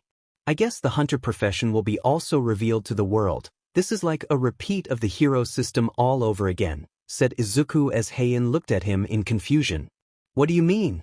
Asked Heian, obviously confused, as Izuku patted her head much to her delight. Back then the hero profession was not really accepted by the populace as people believed that everything should be handled by the police and military, so discrimination back then was more common as hero students were harassed daily in streets with the goal of having them fall under pressure, said Izuku as everyone eye widened. Taishik nodded slightly. That is a possibility, but unlike before when the hero profession was introduced out of the blue, we're preparing you to clear dungeons, and by the end of the 9 months your files will state all of your achievements so far that will stop any discrimination to happen because you would have proven yourself to the public, and the fact that you're protecting Japan from the shadow would put you in a better light among the older generation and younger generation, said Taishik, much to the displeasure of Izuku. Great, paparazzis, said Izuku as the others chuckle slightly, knowing that they will be thrusted into the limelight. We're here, sir, was the voice of the chauffeur who was secretly an agent working for the government. Great, all of you get out, said Taishik as the 4 teens nodded their heads and got out of the car, revealing the sunlight hitting their faces, but remained unbothered as they walked towards the abandoned school. Luckily, there were no passerby. The school was obviously guarded by agents as they made way for the 4 teens and Taishik to walk inside the building. It was obvious that the building was being renovated because new equipment was seen on the ground wrapped around its plastic bags. They walked slowly before they stood in front of a blue gate. It was as big as a large door as Taishik turned towards the team. Are you all ready for this mission? Asked Taishik as everyone checked their equipment and took a few breaths, knowing that this was their 2nd dungeon and for Izuku it was his 3rd dungeon. Seeing them ready, Taishik was the first to walk inside the dungeon as he was the leader, and the rest followed him as Heian, Jongin and Beck were slightly overwhelmed by entering the gate since it was a new feeling. As for Izuku, he was used to it. Looking at their surrounding area, they were quite mesmerized at seeing the inside of the dungeon much clearer than the first time, as it looked like the inside of a cave. Focus, said Taishik as the 3 teens broke out of their stupor as they looked at their leader while Izuku was focused on the dungeon. Here is what is going to happen. I will be walking behind you 4 and observing you. I won't interfere unless you're in danger, but I doubt this will be a problem for you as goblins are E rank, said Taishik as the 4 teens nodded their heads. Their walk was quiet, but suddenly from behind a small rock a green dwarf-like monster with childlike physiques, green skin, sharp ears and teeth, and glowing red eyes jumped with a scream as he tried to attack Heian. The appearance of the dwarf startled Heian as she almost froze in her place, but quickly regained herself as she quickly drew her sword, decapitating the green creature, killing it. Everyone was obviously taken aback. Even Izuku himself was surprised by its appearance, as he only went against Werewolf and Blue Venom-fanged Kasaka, who were more into frontal attacks rather than sneak attacks. Obviously, killing was still foreign for Heian, and seeing the decapitated goblin releasing green liquid from his missing stump made her cover her mouth in order to suppress her desire to vomit, but a hand on her shoulder and a comforting smile from Izuku made her get back her bearings. Don't worry, you've done well. You will eventually get numb to the idea of killing. Just remember that if you didn't kill the goblin, he would have killed you instead. Inside this dungeon, it's all about the survival of the fittest, and we need to be stronger together and have each other back, said Izuku. Managed to motivate Heian and by extension the others. He's a natural-born leader, thought Taishik as his lips twitched into a smile as he watched as the 4 teens continued advancing, more on guard than before. It was obvious after the first surprise goblin attack the 4 teens were more on guard and were no longer surprised when their numbers started to increase the more they went further. Beck had put his new set of golden claws into good use as he slashed goblins into pieces. His animalistic side that came with his abilities made him handle the killing much better than the other 2. Jongin was also handling it better, as well as he torched the goblins and used a few offensive spells when their numbers increased, incinerating them, although it was obvious that offensive spells were still quite draining on his mana. Heian had gotten comfortable in killing the goblins after a few of her kills, as she didn't hesitate to slash them to pieces using her swordsmanship, as she used an effective way in killing the goblins through decapitation and any other means that could end life quickly. All in all, she was doing better compared to her 2 other teammates, as she didn't suffer much of mana depletion. Izuku was obviously using his daggers to kill goblins, as he killed with no hesitation and sliced them, which activated both skills, which were Paralyze and Bleed, which left the goblins to die a painful death as the poison slowly killed them. They finally arrived into the boss chamber to see a much larger goblin with red skin, but a slash to the throat from Izuku dagger which paralyzed the goblin boss, and Beck ripping both his arms along with Heian decapitating him, and lastly Jongin incinerating the body. Taishik, who was leaning on the wall next to the boss chamber door, had his hands folded with a smirk. They work well together and they effectively eliminated the dungeon boss, even though one of them could have taken care of him, especially Midoriya's interesting daggers ability. Thought Taishik as his eyes lingered slightly on the daggers before his eyes shifted towards the bag that he was carrying. Obviously he had been collecting the mana crystals inside the dungeon in order to be sold, and it's where their salary would come from and how they're able to build a lot of the high-tech facilities. Now let's go. Once the dungeon boss is eliminated, the dungeon will close. Let's leave quickly, said Taishik as the four teens nodded their heads as they all rushed outside the dungeon before they returned back to the school as they watched the gate shrink until it disappeared. Taishik then turned towards the four teens who had finally dropped her guard down. Good job, the four of you have done splendidly, even though some of you froze from the beginning, but that is a normal reaction considering you're still new to the profession. You're going to be escorted back to our facility to rest and enjoy the rest of the day, said Taishik as the group nodded their head. Completing the first official E-rank dungeon together was an overwhelming experience, and in a good way, even if they had to kill in the dungeon, they were able to swallow it much better since the goblins were only monsters and not human life. They knew that this was a taste of what they will be facing in the future, but instead of E-rank dungeon, it will be D-rank dungeon, which will increase every time they get stronger, and they all knew that they will encounter more than just goblins in the future. Now they're all sitting comfortably on the sofa after they have returned and changed into much more comfortable clothes. We should celebrate today's achievement, said Beck as he broke the silence, and everyone looked at him. What? We've completed our first dungeon together as a team, even if we had to kill. Each of us knew that life was not fair. Besides, we've taken our first step into protecting Japan from the monsters of the dungeon, said Beck as the others smiled. You're right. Celebrating could ease some of the tension that was built from the dungeon, said Izuku as Beck grinned, seeing someone agreeing with him, and Jongin nodded. Well, I can't say I'm against celebrating, said Jongin with a smile on his face as Beck threw his arm around Jongin's shoulder, picking him up on his feet. Let's go raid the kitchen fridge, said Beck enthusiastically as Jongin was dragged towards the kitchen, not before giving a wink to both Izuku and Heian, who understood what this was about. Izuku's eyes shifted to the blushing Heian and was slightly concerned for her but didn't show it because it would be disrespectful on his part if he pitied her.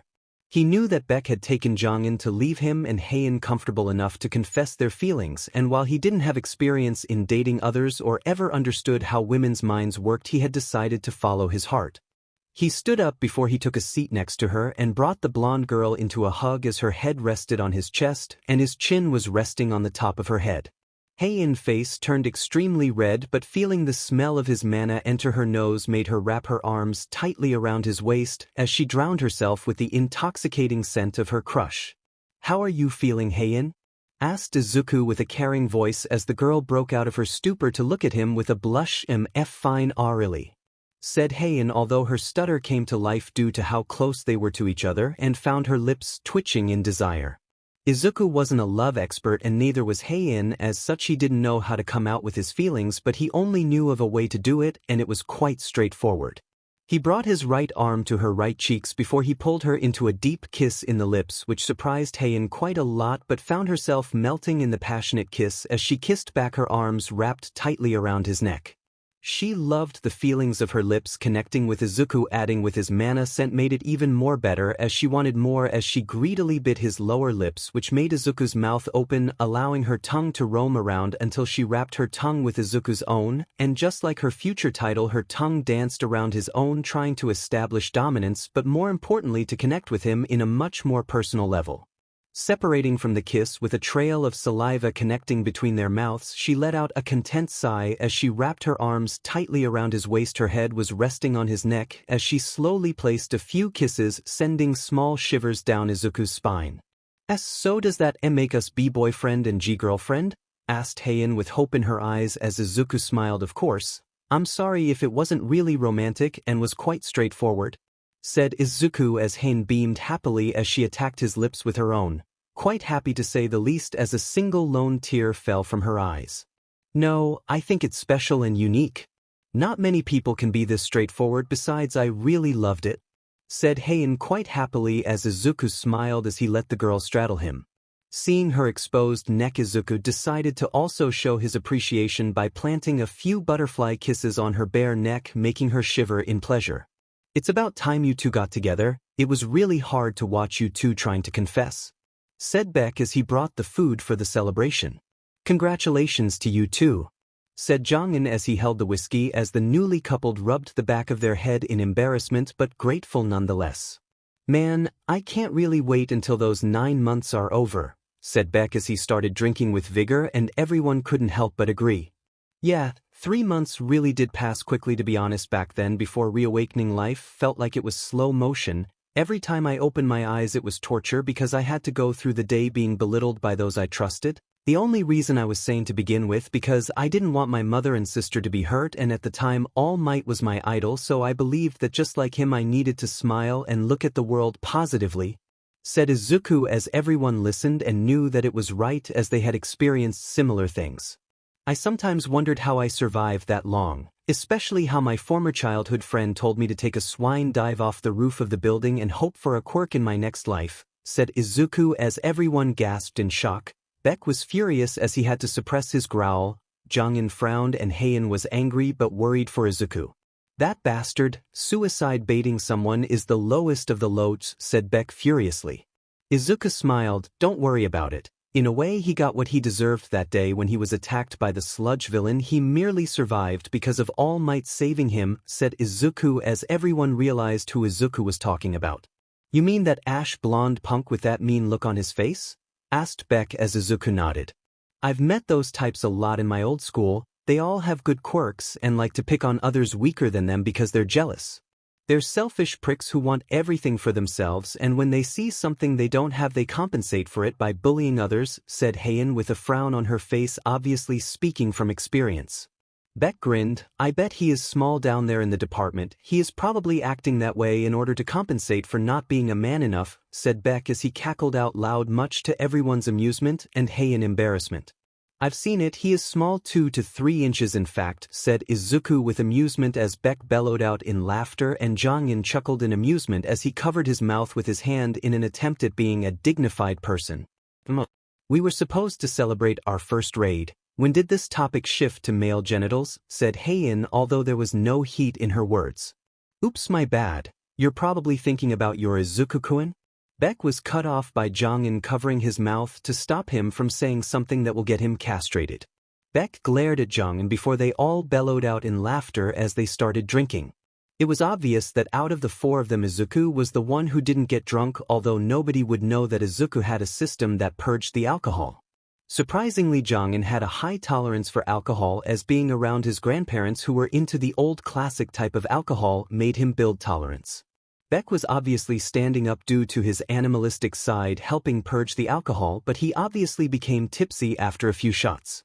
Heian was not a person who drinked, so when she started drinking it was obvious that she immediately got tipsy and started openly flirting with Izuku, letting out her inner desires, as in certain moments she had let her urges out and started making out with Izuku, with Beck obviously cheering from the sidelines. She had also revealed some of her fantasy and secret, which included her multiple photos that she took of Izuku in secret. Luckily nobody heard it except for Izuku, who just patted her head much to her delight as she purred, imitating a cat. Overall, the whole place was utter chaos as Jongin and Beck started butting heads with each other as they argued over who had a high kill count in the E-rank dungeon, which the conversation shifted quickly to who had the best ability and skills. At this point, Izuku knew they were on the verge of beating each other up. Izuku then imagined himself drunk and then let out an involuntary shiver as he knew that he would have accidentally killed everyone in the room by accident. "I guess having the system purge the alcohol was a good idea," thought Izuku as he ran his fingers through Heian blonde hair, who was sucking on his neck, determined to leave her love mark on his neck and ensure that all girls knows that she had claimed him as hers. Izuku didn't really mind. His only concern would be his mother finding his hickey. She would probably interrogate him or probably faint, thinking that he has been doing illegal things. His sister will probably tease him to death, and in school those annoying parasites called fangirls will probably start a riot, and let's not forget about Bakugo, that guy will throw a hissy fit like the beach he is. But just like they say, enjoy the moment and worry about the future for later, so he is going to enjoy his moment of being a teenager and then deal with the backlash for later. Looking at Heian, the girl had already fallen unconscious in the middle of her assaulting his neck. Picking the girl up in bridal style, he went to the second floor to find her room. As he opened it to find a very average room. After all, Heian wasn't like the girls in today's society. She had after all lived on her own for most of her life, so she was really indifferent to materialistic desires. In a way, they shared a lot of similarity together.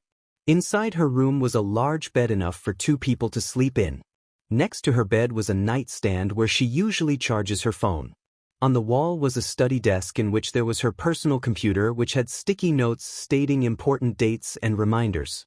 There was a shelf which had books and surprisingly comic books and few posters of movies that she enjoyed. What surprised him the most was the many pictures he had taken with her in the 2 months they have been together as friends. She had obviously cherished those photos as much as he did, and just like she said in her drunken state, there were many pictures of him. He was at least glad that they were able to come out with their feelings. As he tried to place the blonde girl in her bed, but she had an iron grip on him. He tried to remove it, but she was obviously not budging. Even in her sleep she was stubborn. "Please, stay," muttered Heian in her sleep as Izuku let out a sigh but smiled as he could see that being alone was lonely for her. He gently removed the bed cover as he slid inside with Heian still holding onto him. Once he pulled the bed cover, Heian latched onto him with both her legs and her arms. "I guess I will have to come up with an excuse tomorrow for my mom," thought Izuku as he himself succumbed to sleep. It was the next day and Heian's eyelids opened as she tried to get a sense of what happened the previous day, but a weight was felt on her chest as she looked, and to her embarrassment Izuku's face was buried in her breast. Slowly memories started surfacing back to her brain as she remembered confessing her darkest secret and how she had forced Izuku to sleep with her. She felt slightly ashamed of herself, but seeing as Izuku wasn't against it made her heart flutter with happiness. If anything, she was able to sleep much better than she ever did in her whole life. She felt safe, loved and cared for, which is more than she ever had received in her life. Izuku had accepted her even when he learned about some of her secrets, like her stalking him. She then relaxed as she snuggled more into him as she played with his black hair, and his scent was still refreshing. If only she could wake up every day to this. "I hope you were able to sleep at night, Heian," came the voice of Izuku, who opened his eyes and smiled as the girl let out a yelp, but seeing his charming smile made her nod her head with a blush. "Wise, I'm sorry if I selfishly made you spend a night with me. Your mom must be worried about you," said Heian, although her tone showed slight bitterness because she knew he would eventually need to return home to his mom and sister, leaving her alone in the big house. "It's fine really, I will just have to make up a story for later. Besides, I always learn to live in the moment and worry later about the consequences, and this is no different. I enjoyed my night with you, so don't feel guilty about it," said Izuku with a smile as Heian felt relieved. Izuku then leaned towards his girlfriend, catching her lips with his in a small yet passionate kiss. "Now, good morning, my dear beautiful girlfriend," said Izuku with a smile which did its trick as Heian beamed happily as it made her feel like they were a married couple. "Good morning, babe," said Heian as she smiled comfortably, resisting the urge to squeal loudly in joy. Izuku pulled the girl back to the comfort of his chest as she made sure to inhale her boyfriend's scent to prepare her for the long day that is awaiting her. Izuku heard a buzzing sound as he looked to see his phone ringing. Looking at it, and no doubt about it, the caller ID showed Mama Midoriya as he sweat dropped and started contemplating what to tell her. Picking the phone, he took a few deep breaths before answering the call. Obviously his ear was harassed the moment he answered the phone call. "Izuku Midoriya, where the hell are you?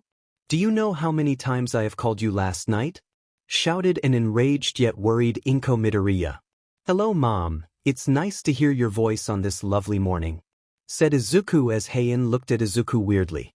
"Don't lovely me, Izuku Midoriya, tell me where the hell are you?" asked Inko once more.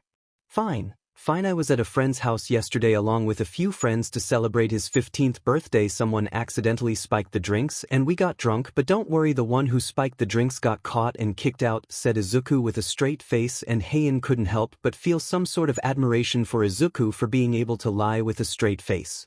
The other side of the call was silent for a few moments, and the silence was quite unnerving for Heian, although for Izuku it was normal occurrence. "I'm glad to hear you're okay, my little baby. I've been so worried for you when you didn't answer my calls. I even went to the police station to file a missing child report, but told me that I have to wait 48 hours before I file one." said Inko, making both Izuku and Heian sweat drop at the same amount of overprotectiveness. Thanks mom for your concern, said Izuku, obviously giving his poker face as he looked at Heian, who found the whole thing wholesome yet hilarious at the same time. Okay sweetie, make sure to come back home or I will feel like I'm getting old. It's one of these days where I feel like you will come back home with a girlfriend, although I wouldn't mind having grandbabies to spoil, said Inko as she gushed at the idea of having grandbabies, not aware that in fact Izuku was dating and Hin was a blushing mess as hid her face into Izuku's chest. Don't worry, I will be back by sunrise. I need to help my friend clean his house like a proper guest should do, said Izuku, lying once more as Heian looked at him surprised, but he ruffled her hair and knew that she got to spend more time with him, which made her extremely happy. Of course. Sweetie, I'm just glad I heard your voice and that you're safe now. Take care and goodbye, said Inko. Goodbye mom, and take care of yourself, said Izuku as he ended the phone call. Izuku looked at Heian. Wanna cook something together? Asked Izuku as Heian nodded her head rapidly, quite excited at the prospect of doing something every couple does together. Getting out of the bed, Heian and Izuku walked downstairs and couldn't help the giant sweat drop when they saw both Jongin and Beck unconscious. It was obvious from first sight that they had indeed gotten into a fight while they were enjoying their sleep. Beck was lying on the kitchen counter with burned pants revealing his boxers. As for Jongin, he was tied upside down by his legs and the rope reached towards the chandelier. Luckily, the chandelier was made out of very strong material, although every second the rope would move right to left. Really? They already got into a fight? Said Heian, finding their rivalry extremely annoying from time to time. Izuku simply had his poker face, his mouth slightly open to watch the fascinating sight in front of him. I think we will get used to this eventually, I hope, said Izuku as Heian nodded with a little sweat drop.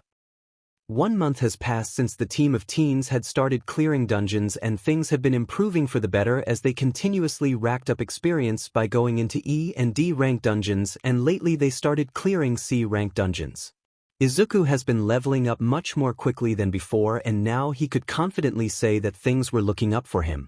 Izuku was sitting on the couch. On his lap was Heian, who was enjoying her time with Izuku. Their relationship progressed quite nicely, even though it was slow, but they weren't really in a rush, even though their love for each other couldn't be questioned by anyone, and at this point they knew that they had a future together. Today was Saturday, which was the last day before they all returned to their middle school, although for Heian online courses were more than enough for her. She felt quite uncomfortable around others, especially males, and her mana smell ability made most of those around her stink, so she didn't see a point in staying there for an entire day. Beck, on the other hand, was lounging on the couch, sleeping out of boredom, although he was covered by a lot of playing cards, as sitting in front of him was Jongin, who had his legs crossed. In his right hand was a pack of playing cards in which he would throw one at Beck, showing precision in his aim. They were interrupted when the door opened, revealing none other than the chairman himself, Go Gun-hee, who was smiling. Realizing who was at the door, they all stood up on their feet, bowing to the man in respect, ignoring Beck, who was still soundly asleep. "Good morning, sir," said Jongin politely as the man walked inside, followed by Jinchul, who was looking around before his eyes fell onto Beck. "Please wake him up," said Jinchul as Izuku chose to wake the boy up instead of Jongin because it will undoubtedly start a fight which they couldn't afford to display in front of the chairman. "Huh, another dungeon clearing," came the voice of Beck, who was waking up realizing that he was pretty much drowned in playing cards. He would have started a fight with Jongin if it weren't that he saw the chairman himself as he properly stood up and bowed to the man. "Good morning, sir," said Beck politely. "It's fine, no need to be tense now. Please all of you sit down," said Gun-hee as everyone took a proper seat in front of the man, who had a proud smile on his face. "I would like to first say that you all made Japan and me proud of your dedication towards your new profession as hunters. It has been a difficult childhood for all of you, but all of you persevered and still held loyalty to Japan, and now a month ago you all took your first step into protecting Japan by clearing dungeons, and all of you displayed dedication and courage," said Gun-hee as the teens smiled proudly of themselves and their achievements.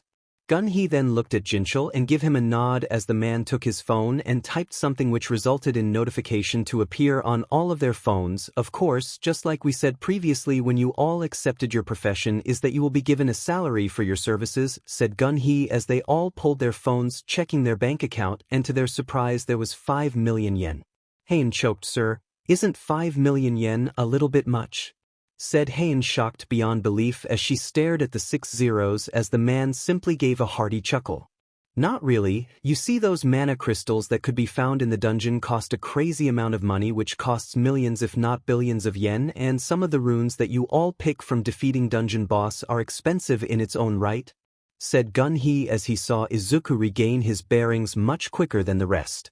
Should I assume that our ranks played a factor in our salary? Asked Izuku as he looked at the chairman, who simply smiled. For the moment, no. All of you shared the same salary because you all work together as a team, so we couldn't favor someone over the other, but after a few months ranks will definitely play a role in your salary, said Gun-hee as everyone nodded their heads. You should all learn how to manage your money and don't blow it all away, said Jinchul as he didn't want them to get way over their heads and blow it away on useless things. Izuku shook his head. I'm not really a materialistic person, so I doubt I will ever use all the money. But I've already had a plan on how I could spend my money, which is quirkless orphanage. Get my mom to stop working extra shifts. It would be even better if she stopped completely and took more care of her health. As for my sister, I will probably pay for her tuition since she want to become a hero and join UA. The rest will be left and build them up to buy a 2-story house so mom could enjoy a comfortable life, said Izuku as Gun-hee couldn't help the smile that spread on his aged face. Even Jinchul was relieved that even with all the money he was thinking about his family. I also have a plan on how to spend my money. I could definitely donate money so quirkless children could get proper education so they could one day be part of society and be able to better contribute to its development. I could also start buying a few alcohol, considering that my grandfather is into the old type of alcohol and my grandmother could definitely enjoy new furniture, and later I could have them go on a vacation and enjoy their retirement to the fullest, said Jongin as Jinchul nodded and Gun-hee smiled. I really had a comfortable life considering my father was a former hero, so I could really donate this money into giving quirkless children combat classes to prepare them for the future, because eventually they will either become a hero or hunters or just simple workers in the government, which is fine either way. This money will also help me become independent and prove to my father that I am growing and that he doesn't have to worry about me anymore, said Beck as Jinchul nodded and Gun-hee smiled. To be honest, I don't really have family member. I only had myself to take care of, so I was really confused on what to do, but Izuku-kun told me that I could donate a portion of the money to make swordsmanship popular again because it's an art that is quickly being forgotten because of quirk, and this could also help those who one day plan to become hunters or heroes, said Heian, quite happy that she could contribute as well as Gun-hee smiled proudly. I'm really glad to hear that. I am also glad that the next generation are so open-minded and could one day fix the mistakes done by those ignorant fools who discriminated against others and labeled people's worth by their quirk, said Gun-hee as he turned around ready to leave. I will be honest, I had my doubts about the 4 of you at the beginning. I didn't really trust that a bunch of teenagers could understand the weight of the world, but I guess Chairman was right about the 4 of you.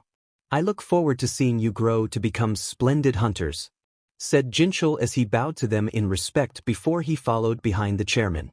After Chairman Go Gun-hee and Wu Jinchul left the teens, Beck cheered loudly. That's crazy, man, 5 million yen already, said Beck excitedly as the others smiled. It was obviously a milestone for them. Receiving our first salary just means that we all grew up, said Jongin as, being around his grandparents, he was taught the importance of money and things that this generation and previous generation had neglected to learn. Even though we doubt we would ever have the need to buy a lot of things, we definitely earned this. We all work together to achieve a shared goal, and that is to contribute to society. We just need to help the others who are in need and never forget where we started from, continued Jongin as the others nodded. It was obvious that most heroes nowadays have started at the bottom and climbed quickly the rank. Once they became popular and rich, they started to discriminate against those who are beneath them, forgetting that they were also in a similar position. Beck smiled sincerely. I agree with you. This just means that I get to finally become independent, that I no longer have to depend on my father's salary. After all, I heard one person say, once you receive your first paycheck, you've earned the rites of passage to become a man of a house, and I intend to make my father proud, said Beck with determination blazing in his eyes. We've all come so far together, and it's time that we get to enjoy the reward for our efforts, said Heian as the others couldn't help but nod their heads. Jongin was the first to excuse himself as he left the gymnasium, followed shortly by Beck, leaving only Izuku and Heian. "Hey, and why don't you come with me to meet my mom and sister?" asked Izuku, not really wanting to force her into this. Heian looked at Izuku in shock before she started to fidget with her fingers. "Are you sure I wouldn't be a bother?" asked Heian, feeling uncomfortable. "Don't worry, my mom is a very understanding and kind person. Besides, it's about time my mom gets to know you," said Izuku as he watched Heian ponder the pros and cons of going, and Izuku decided to use the one thing he is going to regret but will be worth it. "You could also get to see those old dusty albums," said Izuku, and just like a switch Heian beamed. "I'm going with you," said Heian excitedly as she could get the chance to see pictures of Izuku when he was a child and then rush towards her room to get ready. Izuku couldn't help the sigh as he knew that his day will be filled with embarrassment, but at least she won't have to spend the night alone in bed. It was 10 minutes until she walked out, and Izuku couldn't help the whistle as she wore a blue long-sleeve shirt and blue jeans. "How do I look?" asked Heian as she spinned around making a show in front of her boyfriend which showed boldness. "Absolutely sexy, babe," said Izuku, much to her joy as she jumped into his arms as he spinned her around, making sure to make her feel special. Izuku was standing in front of the apartment as he looked at the nervous Heian. "Just act normal around mom. I'm sure she will like you, that I promise," said Izuku as he pulled her into a small lip kiss. Izuku then pulled the key to the apartment as he opened the door, removing the lock as he walked inside, and just like a predator, Inko Midoriya was seen crawling on the floor, much to Heian's surprise as she launched towards Izuku, pulling him into a bear hug as she let out her famous Inko Midoriya tsunami tears. "Welcome back home, my baby boy. I was so worried about you. Have you eaten?" Before she could go into any further rant, she was cut off by another female voice. "Mom, I think Big Brother brought his girlfriend," was the voice of none other than Fubuki Midoriya, who had a teasing smirk and a gleaming eyes that displayed mischief as Inko Midoriya head turned slowly like a robot to see the guest. "My God, is she my daughter-in-law?" said Inko happily as she covered her mouth, tears streaming down. More much to Heian's surprise, she was pulled into a hug as well, while not the famous Mama Midoriya hug, but it was a very nice and comforting hug. "Welcome to the Midoriya home. What is your name, daughter?" asked Inko kindly as Heian had to resist the urge to tear up at the way she was warmly welcomed inside the household. "My name is Cha Heian. It's nice to meet you, Mrs. Midoriya," said Heian as Inko smiled brightly. "Since you're Izuku's girlfriend, you should start calling me Mom," said Inko as Heian smiled slightly, her heart beating happily as she looked at her boyfriend, who was giving her a thumbs up and a smile. "Thank you, Mrs. Mom," said Heian as she catched herself feeling the word mom to be quite foreign but a very welcomed one. "Now, Mom, please don't make my girlfriend wait outside. I don't want our neighbors to look at us," said Izuku with a genuine smile as Inko nodded. "I will be preparing dinner for all of us. Make yourself at home, my dear," said Inko as she smiled at the blonde girl who had already started to shed a tear. "Okay, Mom, I will have to show Heian my room and then we will come outside to help," said Izuku as he picked up the girl's bridal style and walked towards his room, much to Inko's delight and Fubuki's smirking look as she took pictures. Walking inside his room, it was a far cry from back when he was an otaku who filled his room to the brim with All Might merchandise and action figures. Now his room had a bed at the corner of the room which was smaller compared to Heian's bed. Next to the bed was a computer desk where the upper shelf contained a few books, but in the middle were some of his family pictures. There was his laptop which was shut down. Next to the computer desk there was another shelf which contained numerous books. Izuku then comfortably sat on the bedsheet as he gently placed Heian on his lap as she wrapped her arms around his neck. Her head was buried into his chest, slightly sobbing, and he knew why. For the first time in years she was welcomed inside a home and was shown a motherly love, something she had never experienced. "Shoo, it's fine, like I told you before, you're part of the family now and will always be part of the family," said Izuku in a soothing voice as he watched as her sobbing lessened, reducing to sniffing noises before she calmed down completely. Izuku continued to run his fingers through her hair in a soothing manner as she started taking calming breaths as Izuku-mana's smell had done its job in calming her down. "I am sorry I acted this way," said Heian, embarrassed that she broke out like that. Izuku smiled. "Why are you apologizing? It's fine to cry, and besides my mom could cry tsunami of tears that could flood the entire building, so I doubt anybody could contend with her in that department. I even thought she had a water quirk," said Izuku. As Heian let out a chuckle, feeling herself more comfortable.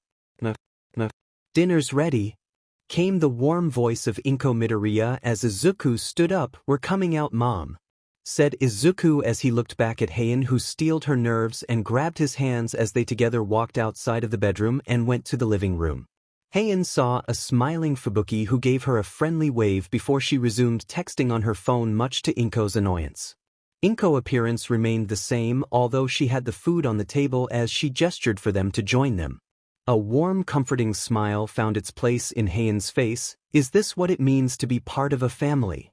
Thought Heian as she looked at Izuku, who smiled at her as she walked inside, much more relaxed as she joined the small family to have a dinner that she will never forget for as long as she lives. Izuku let out a sigh as werewolves cowered in fear as he used his quick speed to make quick work of all of them as his daggers cut through 3 of the werewolves that attempted to attack him. As he took a deep inhale of oxygen as he looked at his girlfriend cut through the werewolves like a pro and smiled proudly. After he introduced her to his mom and sister 2 months ago, she had become a member of the family and had taken to spending a lot of time with him instead of at the gymnasium. His bedroom might have been small, but she liked it that way because she got to be much closer to him, although his mom had to get used to the idea that they shared the same bed together.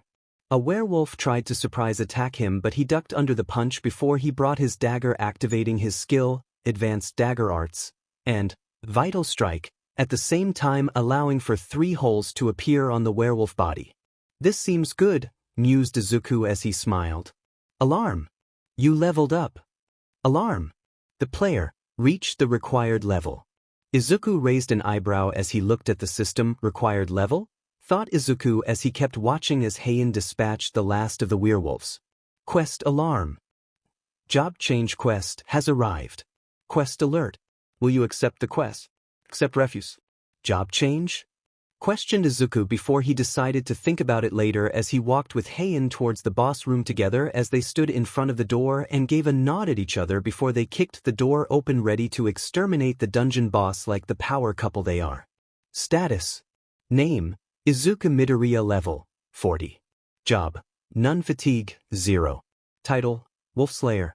HP, 7,229. MP, 638.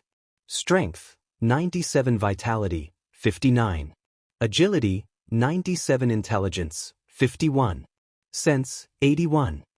Physical damage reduction, 20% active. Remaining points, 0. Skills. Passive. Muscularity LV.1. Advanced Dagger Arts LV.1. Sprint LV.1. Bloodlust LV.1. Vital Strike LV.1.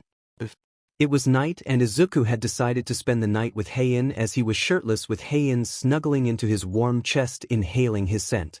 Ever since she was welcomed in the Midoriya family, she became much bolder in her advances as she felt much more comfortable than before when she was a shy girl, although she still blushed from time to time. Just like the chairman said, over the course of 6 months, they became hunters. Dungeons became much more common, which include a lot of C-rank dungeons, and at this point, with a heavy heart, their group was divided into 2 as Heian and Izuku teamed up together and Jongin and Beck teamed up, although it didn't mean that they never participated into a dungeon, the 4 of them together, but with their increase in their ranks and power, the association thought it would be best if their skills were not wasted in clearing one low-rank dungeon.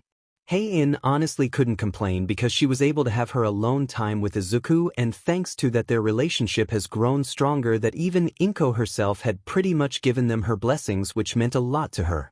What happened today? You got a little distracted in the werewolves' extermination? Asked Heian, concerned.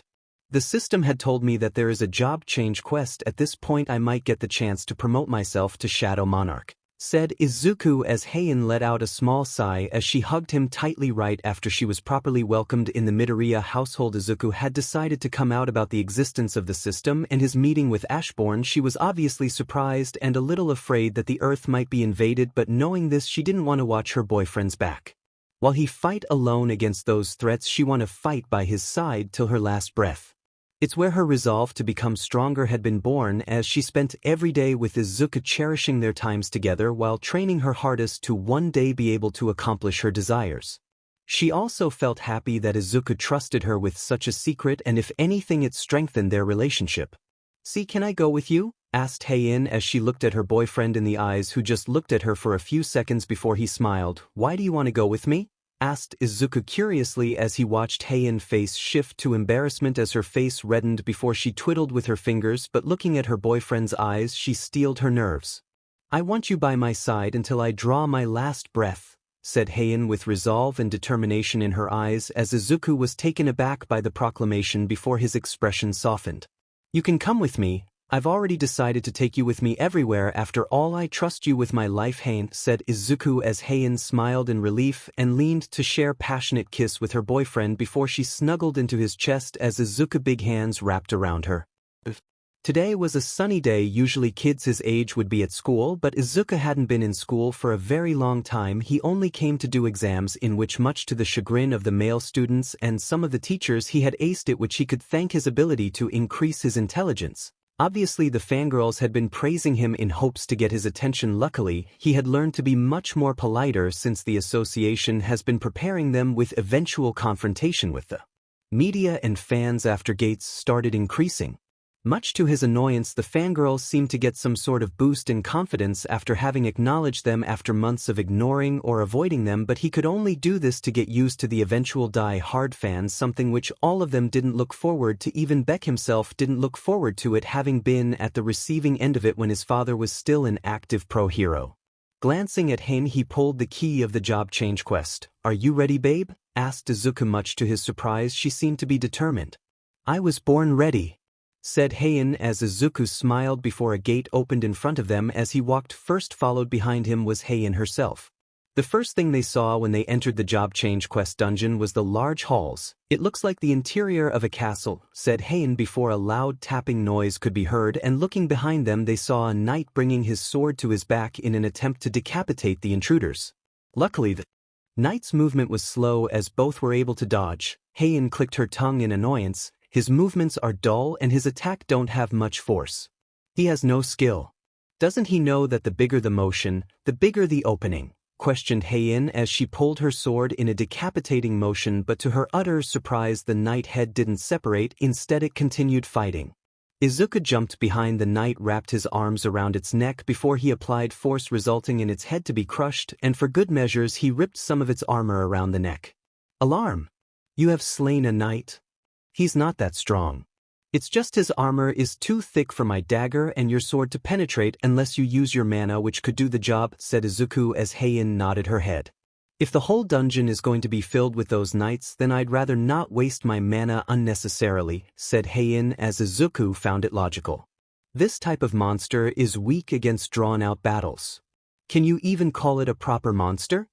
said Izuku before he pulled a torch from one of the hallways and Heian picked her own. "It's a good thing I came with you," said Heian as she was relieved that she made the decision to join him in this quest because she doubted that Izuku will be able to do it on his own. "Yeah, I guess you're right, because the system is forbidding me from using the potion and shop ability, including status healing," said Izuku as he looked as the blue screen popped in front of him. "Alarm! You cannot leave this dungeon until you have cleared it. Alarm! In this area, your potion and shop ability is restricted. On level up, you do not receive status healing. This job change quest, we can't underestimate it," said Heian, making sure to remind Izuku that they were playing a dangerous game with unknown variables. "Yeah, I'm fully aware that this job change quest doesn't take weeks to complete," said Izuku as Heian nodded her head. Loud footsteps could be heard from behind them as marching troops of knights could be seen walking, wielding weapons. Heian then placed her sword in the scabbard as she took a fight stance, her eyes glowing and her hands emitting golden aura. "All we have to do is strike their neck where the defense is the weakest," said Heian as Izuku nodded before both rushed with great speed towards the incoming horde of knights as Izuku landed a powerful gut punch to one of the knight, resulting in its armor to cave in from the pressure, and the wind pressure resulted in the knight to fly, landing towards two other knights. Heian, on the other hand, had used her superior speed and enhanced strength to snap one of the knight's neck while giving it a good kick for measures. A knight tried to ambush her from behind, but she quickly retaliated as she slammed her elbow repeatedly in its face, caving it in. Izuku jumped in the air as he landed a knee onto the face of a knight, shattering it before he jumped once more, wrapping his arm around one of the knight's necks, snapping its neck and removing its head. "Alarm! You have slain a knight. You have slain a knight. You have slain a knight. Getting on his knees, he rummaged through the knight's possession to find decent items. There's a few that drop some decent items, said Izuku as Heian nodded her head as she also had a check on the knight's possession. Picking the leather pouch, he was surprised by how much money it contained. It's an item that contains gold. 30,000 in fact, said Izuku as Heian threw some of her leather pouch to Izuku. Item: leather pouch has been opened. You have received 30,000 gold. Total gold: 863,400 G. Suddenly Izuku's senses spiked as he brought his dagger, stabbing the air, taking Heian off guard as smoke disappeared, revealing a knight using stealth skills to try and ambush them. What the? Those are the same skills as Mr. Tashik, said Heian as she watched as the knight fell to the ground dead. Alarm! You have slain a knight.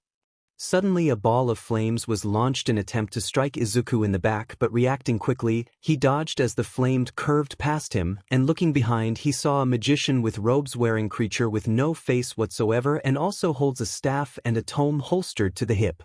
In addition to those, he has a winged pendant with blue gems pinned on the chest. A magician this time? Moreover, it uses blaze magic, said Izuku as he grabbed his daggers and rushed towards the magician in an attempt to eliminate it, but an arrow rushed in an attempt to reduce his brains into the hallway's walls paint. Watch out, Izuku, there are knights with bows, said Heian as she jumped towards Izuku's back, grabbing her sword as she deflected the numerous arrows that were headed into the unguarded back of her boyfriend. Thanks, babe. I now understand what they expect us to do. So far each of these monsters had their own weakness, like strength for knights, sense for assassins, agility for archers and vitality for magicians, said Izuku as he evaluated each of the monsters' weakness as Heian seemed to nod, having come to a similar conclusion. Although magicians will be such a massive pain, luckily he is only one person, said Heian as she started pouring her mana into her sword, her eyes glowing, much more determined to have her boyfriend's back all the way. Izuku glanced at Heian for a second, observing that she was slightly tired from the whole ordeal. I will be taking over defeating the knight, since in terms of strength I'm clearly stronger, and I will be taking to fighting the assassins since they can't ambush me due to my heightened senses, said Izuku as Heian nodded her head. Just don't die on me, said Heian before she herself rushed towards her enemy, adding mana to her feet, giving her explosive speed as she grabbed her sword, decapitating the archers that dared to try and attack her beloved from behind before a knight tried to swing his own sword at her, in which she slammed her left elbow in its face repeatedly while her right hand was still swinging her sword around, essentially crippling their forces. Izuku, on the other hand, had been jumping around, punching the horde of knights, caving their helmet to their armor. Overall, the knights didn't have much of a chance against him. There were obviously some of the assassins that tried to have their chance at assassinating him, but he is easily dispatched of them. The lone magician tried to attack the two power couple, but Izuku grabbed his dagger as he flung it towards the magician's face, stabbing it in the face while an arrow found itself lodged in its brain, showing that Heian grabbed one of the bows and used it to crush its brain. If it were a human being, the boring and empty walls would have been painted with the color red. Fatigue 34. It was the system's reminder that Izuku was getting exhausted, but luckily Heian's presence had helped his situation, or he would have been on the ground trying to catch his breath as he checked on Heian, who was panting. Slightly sweat poured down her brow as she stabbed her sword at the head of one of the archers. Izuku walked towards her as he brought his arm around her shoulder, pulling her for comfort as she rested her head into his neck, inhaling his mana smell as she took a few breaths, finally regaining her breath as Izuku pulled from his inventory a bottle of lukewarm water as he passed to her, as she looked at him for a few seconds before she removed the cap as she drank it without hesitation. It was obviously warm, but at this point, she needed to stay hydrated. Glancing at Izuku, she stopped drinking, wiping her mouth with her hands before she passed the bottle to Izuku. Please drink, said Heian. It was obviously an order from her tone. She didn't want him to neglect his own health for her sake, because there wouldn't be a point in being here if she is being a hindrance to him, and the last thing she wants is being a deadweight. Izuku smiled as he picked the bottle and started drinking the other half of the water as the system popped once more, registering everything. Item: leather pouch has been opened. 20,000 gold. Water bottle filled with lukewarm water has been obtained. He let out a breath of relief as his dry throat has been hydrated as he sat down comfortable on the floor and pulled Heian on his lap as she rested her head into his chest, her eyes closed as she rested her aching muscle, knowing full well that they were approaching the boss chamber and she need to be ready. "Were you trying to go on a suicide mission on your own?" said Heian as she opened one of her eyes, glaring slightly at him, which made Izuku gulp slightly, obviously nervous. "Don't you dare do something as reckless like this ever again," said Heian. It was obvious to Izuku from her tone that she was worried, and she had every right to feel that way. In this entire job change quest, there were several moments where arrows could have pierced his brain, his heart, his jugular, and there were moments that assassins could have successfully killed him. Such thought brought slight tears in her eyes. "I just don't want you to die. I still want to do a lot of things with you, so promise me to never go on this kind of dungeon clearing on your own, even though I know that the system is only trying to make you stronger," said Heian as Izuku smiled sincerely. "I promise, Heian," said Izuku as Heian felt relief as she snuggled into his chest, more wanting to prepare for their eventual battle against the dungeon boss. After both of them got some rest, they stood up as they walked towards the boss chamber to see a large double door with a golden outline, and the handle was red. It was obvious from first sight that the boss chamber is much more extravagant than the hallways of the castle. It was obvious from Heian mana smell and Izuku senses that lying behind the door was an incredible enemy, something which Heian voices out. "The amount of mana that is reeking out of this door is enormous. The boss of this room should at least be a rank at best," said Heian as Izuku placed his hand on the door before he pushed it open as smoke started reeking out, showing that the room hadn't been opened for ages until the intensity of the boss mana rushed towards the two hunters. The power itself sent shivers into their spirit, yet they still stood unwavering as the torches started to come to life as flames appeared, revealing the room interior, which was the throne room, as said throne was empty. "A king's throne room?" questioned Izuku as Heian cautiously darted her eyes at every single corner of the throne room, although she didn't need to locate the boss, as said boss stepped forward from the shadows of the throne room, his boots clicking every time his foot made contact with the stone floor. The boss was a large knight covered from head to toe in blood-red armor with a Y-shaped hole built into his helmet.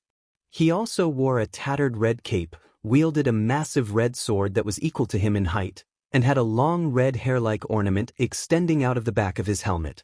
Being in the presence of the elite knight brought fear into their hearts as Heian's hands were shaking, as even after resting her hand on her blade she knew that the difference in their skills was extremely vast. Name: Inko Midoriya, level 45. Job: None Fatigue, 23. Title: Wolfslayer. HP: 5511/8330. MP: 680/790.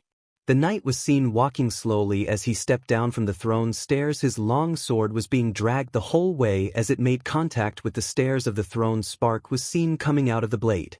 Any amateur hero/hunter would have let his guard down, thinking that the blood-red commander couldn't properly hold his sword due to its sheer size that was equal to his height, and with the previous fodders that filled the hallways of the castle whose sheer number was only a nuisance, but in skills they were weak, any rookie hunter would have undoubtedly got confident and assured of his victory, but this would be a fatal mistake.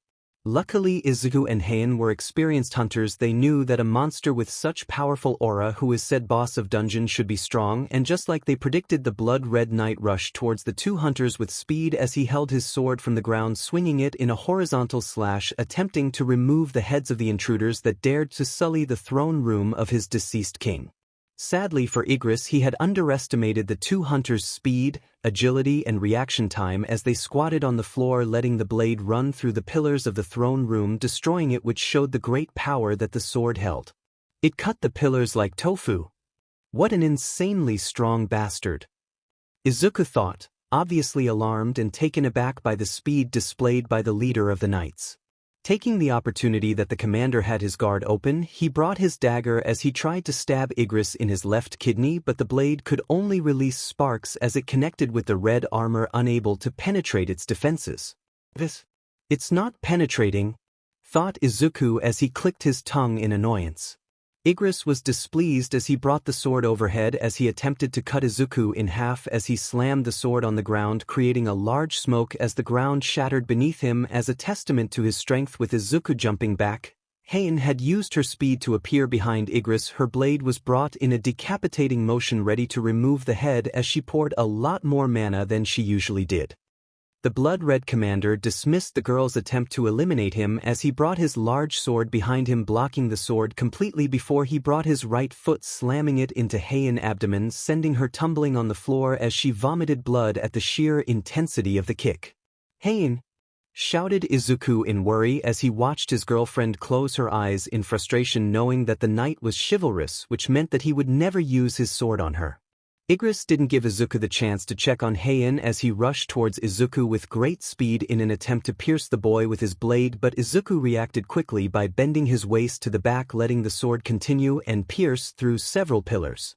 Using speed, he got behind and far away from Igris as he watched the crumbling pillars. As he glanced towards Heian, obviously frustration was evident on her face. "Please rest, Heian. If you want to join, I won't stop you, but don't force yourself. Rest a little so you can prove that bastard how wrong he is to underestimate you," said Izuku, sending encouraging words to her, which she nodded. Izuku then glared at Igris. "The armor speed reduction is only applied if your strength is below 80. Thought Izuku as he observed and analyzed the start of the fight so far. Igris lifted his head to look at Izuku. "This guy's strength is definitely over 80. Its destructiveness is definitely higher than mine. Same for agility. And its armor can block my dagger. That means even its defense is higher. Is there even a way I can beat this? It's even stronger than I imagined," thought Izuku as he gritted his teeth, a little pissed to say the least.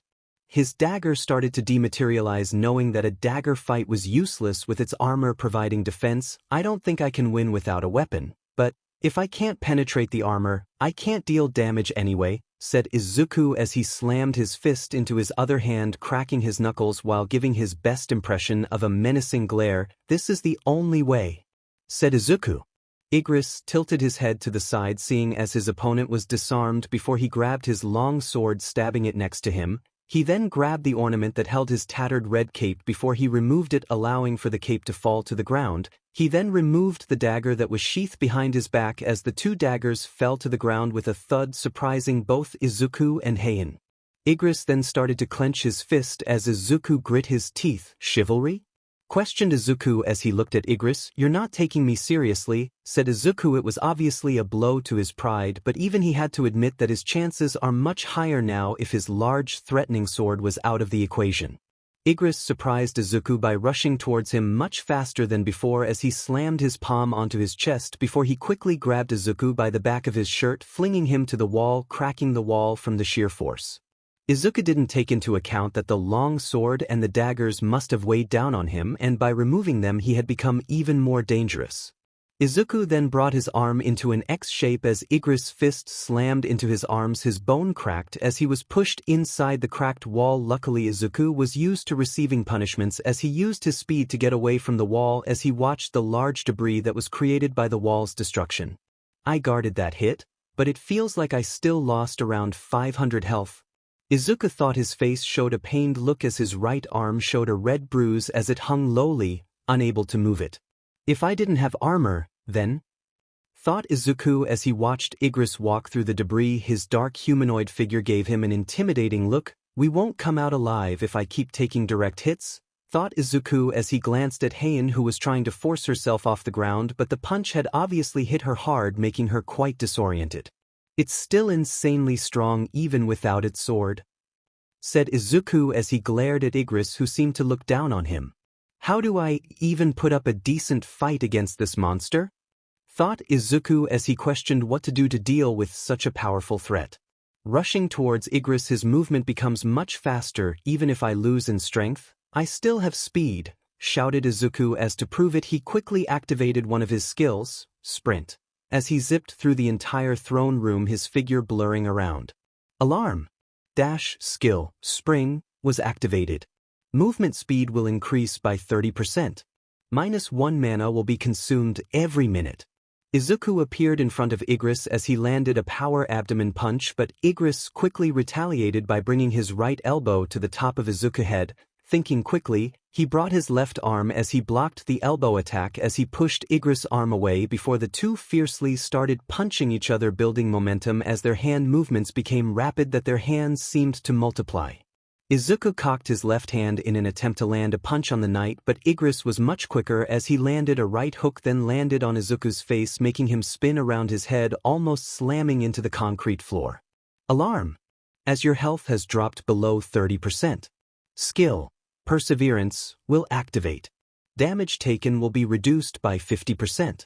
The system was obviously trying to help Izuku in the fight as he became relieved. If my defense increased due to my passive skill, I still have a chance, thought Izuku with hope in his eyes as he quickly landed a left kick to Igris' right side of his helmet while in the air. I can't give up? Izuku thought with determination in his eyes.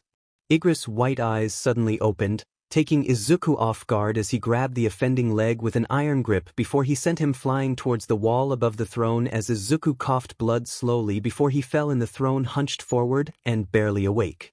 Igris stood next to Izuku, bringing his hand as it faintly glowed a blue hue as the long sword that was stabbed far away undisturbed came flying back into his hands, bringing the sword down in an attempt to execute Izuku, but sadly for him Heian decided she watched enough as her sword glowed much more brighter than before, creating a long golden sword as she blocked Igris' sword. Obviously the sheer power behind Igris' sword had resulted in Heian to buckle as a small crater was formed beneath her.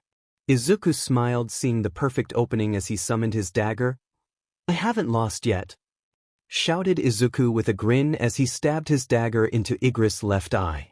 Igris recoiled back from having his left eye stabbed, which Izuku capitalized on it, and like an American football player he tackled the giant knight to the ground. Igris grabbed the handle of the dagger, pulling it away as white substance was released from his white eye, but sadly for him Izuku was the owner of said dagger. I won't hand this item over to anyone else except Heian, thought Izuku as he forced the dagger to dematerialize from Igris' hand before materializing it in his own hand. Giving a battle cry, he slammed the dagger in Igris' chin, but the armor was resistant. It's shallow. A bit more, thought Izuku as he used the skill, Vital Strike LV.1. 4 times as his dagger successfully breached the defenses of Igris' helmet, killing it as he fell to the ground, lifelessly, white substance pouring down his chin. Alarm! You have slain blood-red Commander Igris. Izuku turned around as he looked at the relieved and joyful look of Heian as they both hugged each other, thankful that this nightmare could be over. Thanks, babe. That was a close one, said Izuku as he shuddered at the fact that he could have gotten killed back there if not for her interference. Alarm! You leveled up. You leveled up. Izuku then walked towards the fallen knight as he grabbed the items that were undoubtedly dropped by the knight. 5 rewards? Questioned Izuku's surprise before he picked a rune stone, one which glowed faintly purple and the other glowed golden. Red Knight's helmet, Dominator's Touch X2, leather pouch, Hearthstone, have been obtained. Well, that is odd. Why would they give 2 of the same rune stone? Questioned Heian, equally confused, but Izuku slightly understood as the first rune stone glowed purple and the other glowed golden as he threw the golden one towards Heian, which she easily grabbed. It's probably the system doing it. Both of us fought the dungeon boss for them to replicate the rune stone, which means that it's powerful, said Izuku as she understood. Item: leather pouch has been opened. You have received 1,500,000 gold. The leather pouch exploded with gold, much to the astonishment of both Izuku and Heian as the gold was added onto the system. Total gold, 3,115,629 G. Izuku then grabbed the green hearthstone. A hearthstone? Why were we given a hearthstone? Questioned Izuku. As Heian realized what it meant as she looked nervously, this was definitely the boss room, said Heian as she gulped when realization hit them. Shit. That means the quest is not over yet? Said Izuku, and true enough, multiple gray portals opened inside the dungeon, static coursing through those gates as multiple footsteps could be heard. The job change quest will begin. Shit. The job change quest is starting right now. I knew this wasn't going to be easy, shouted Izuku furiously as Heian became nervous. The longer you last, the more points you can collect that will place you into a higher tier job. 000000. Good luck. 000000. 001 0002. A foot landed on the concrete floor that was the throne room as a colossal knight rivaling even the size of Igris himself, although from the looks of it they weren't strong and with their state they could handle their numbers. The system will determine my job change quest by how long we could survive, said Izuku as Heian nodded her head grabbing her sword. Compared to Izuku, she was well rested. She blitzes towards the horde of knights. This time she managed to cut through them as she had managed to regulate the amount of mana she had to exert in her sword to decapitate the enemy. Normally with her current speed the knight should have a hard time keeping up with her, but she had underestimated them, including the magician that seemed to be in the middle of them. Magician is using skill, detection. Izuku seeing this decided to join the fray while warning Heian, "Be careful, those magician are using detection skill, we can't take them off guard, I doubt even stealth could work on them," warned Izuku as Heian heard and nodded her head. Sweat started to form on her forehead. A group of knights rushed behind Izuku in an attempt to kill him, but Izuku decided to use skill, bloodlust, freezing them in their place as a blue hue surrounded them. Skill, bloodlust, was activated. The target stats will decrease by 50% for 1 minute. It was obvious that the more they defeated those knights, the more came out of the portal.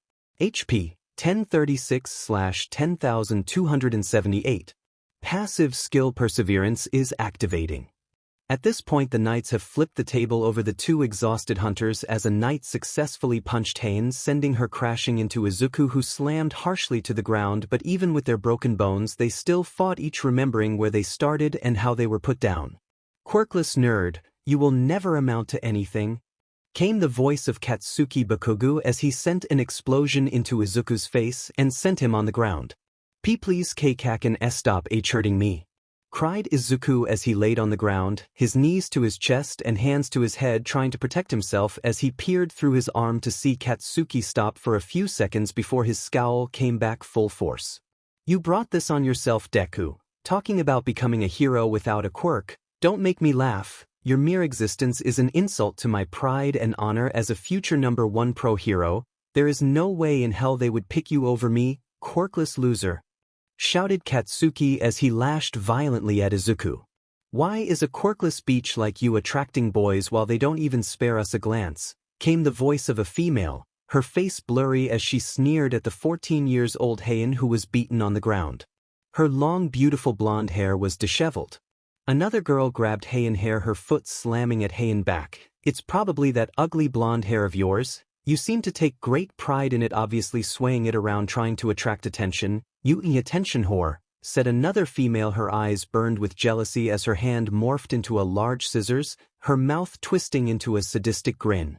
"Stop!" shouted Heian, tears bursting out of her eyes as she watched her beautiful long hair reduced to nothing but a dust to the air. Her hair was uneven as she was humiliated in the worst way possible. She watched as the eyes of the jealous female classmate twisted into satisfaction, and their mouth was quirked into a grin as they laughed as Heian cried. Nobody interfered as they walked past the scene. Remembering those memories, both felt renewed strength and determination as they both gave a battle cry, furiously striking the horde of knight with much greater speed, but no matter how much they cut through them they didn't suffer any loss in numbers. Question directions. Daily quest, getting ready to become powerful. Goal. Push use, 0 out of 100. Curl use, 0 out of 100. Curl use, 0 out of 100. Squats, 0 out of 100. Running, 0/10 km. Warning, failing to complete this daily quest will bring a punishment associated with this quest. 8 seconds left. 7 seconds left. 6 seconds left. 5 seconds left. Izuku's mouth twisted into a grin, his eyes showing tenacity as he grabbed Heian's hand. 1 seconds left. 0 seconds left. The knight tried to slam his sword on the two hunters, Heian almost accepting her fate, but surprisingly she felt herself being transported somewhere else. Alarm! You failed to complete the daily quest. Alarm! You are being moved to the penalty zone.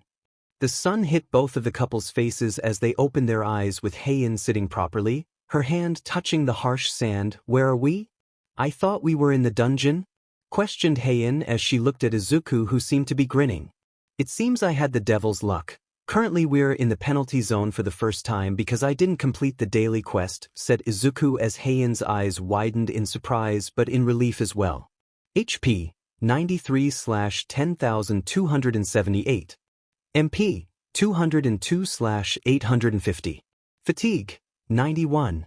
Izuku then decided to try and open the system shop. Luckily, it seemed that he could access it in the penalty zone as he bought 2 of the highest grade potions even though it took a lot out of his gold, but coming out alive was a blessing. Heian, drink this, said Izuku as Heian took the potion tiredly. Before she started drinking the potion, the liquid was dripping from her lips while Izuku drank his own. Your fatigue is being restored. Your fatigue is being restored. Your fatigue is being restored. Izuku looked at Heian, who seemed to have been rejuvenated, although the wounds still remained on the 2 of them.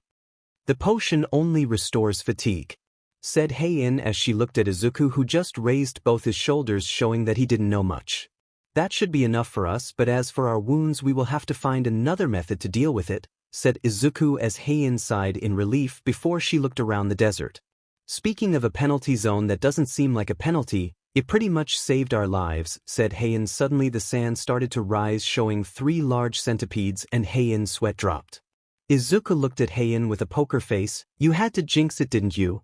Said Izuku, although there was amusement in his voice which she caught on it, but she was obviously flustered. Sorry, said Heian before she looked at the 3 large centipedes. They were obviously D-rank monsters at best.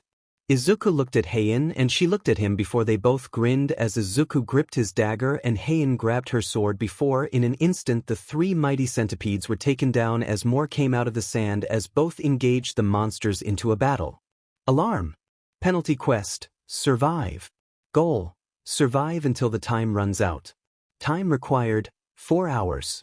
Remaining time, 4 hours 0 minutes and 0 seconds.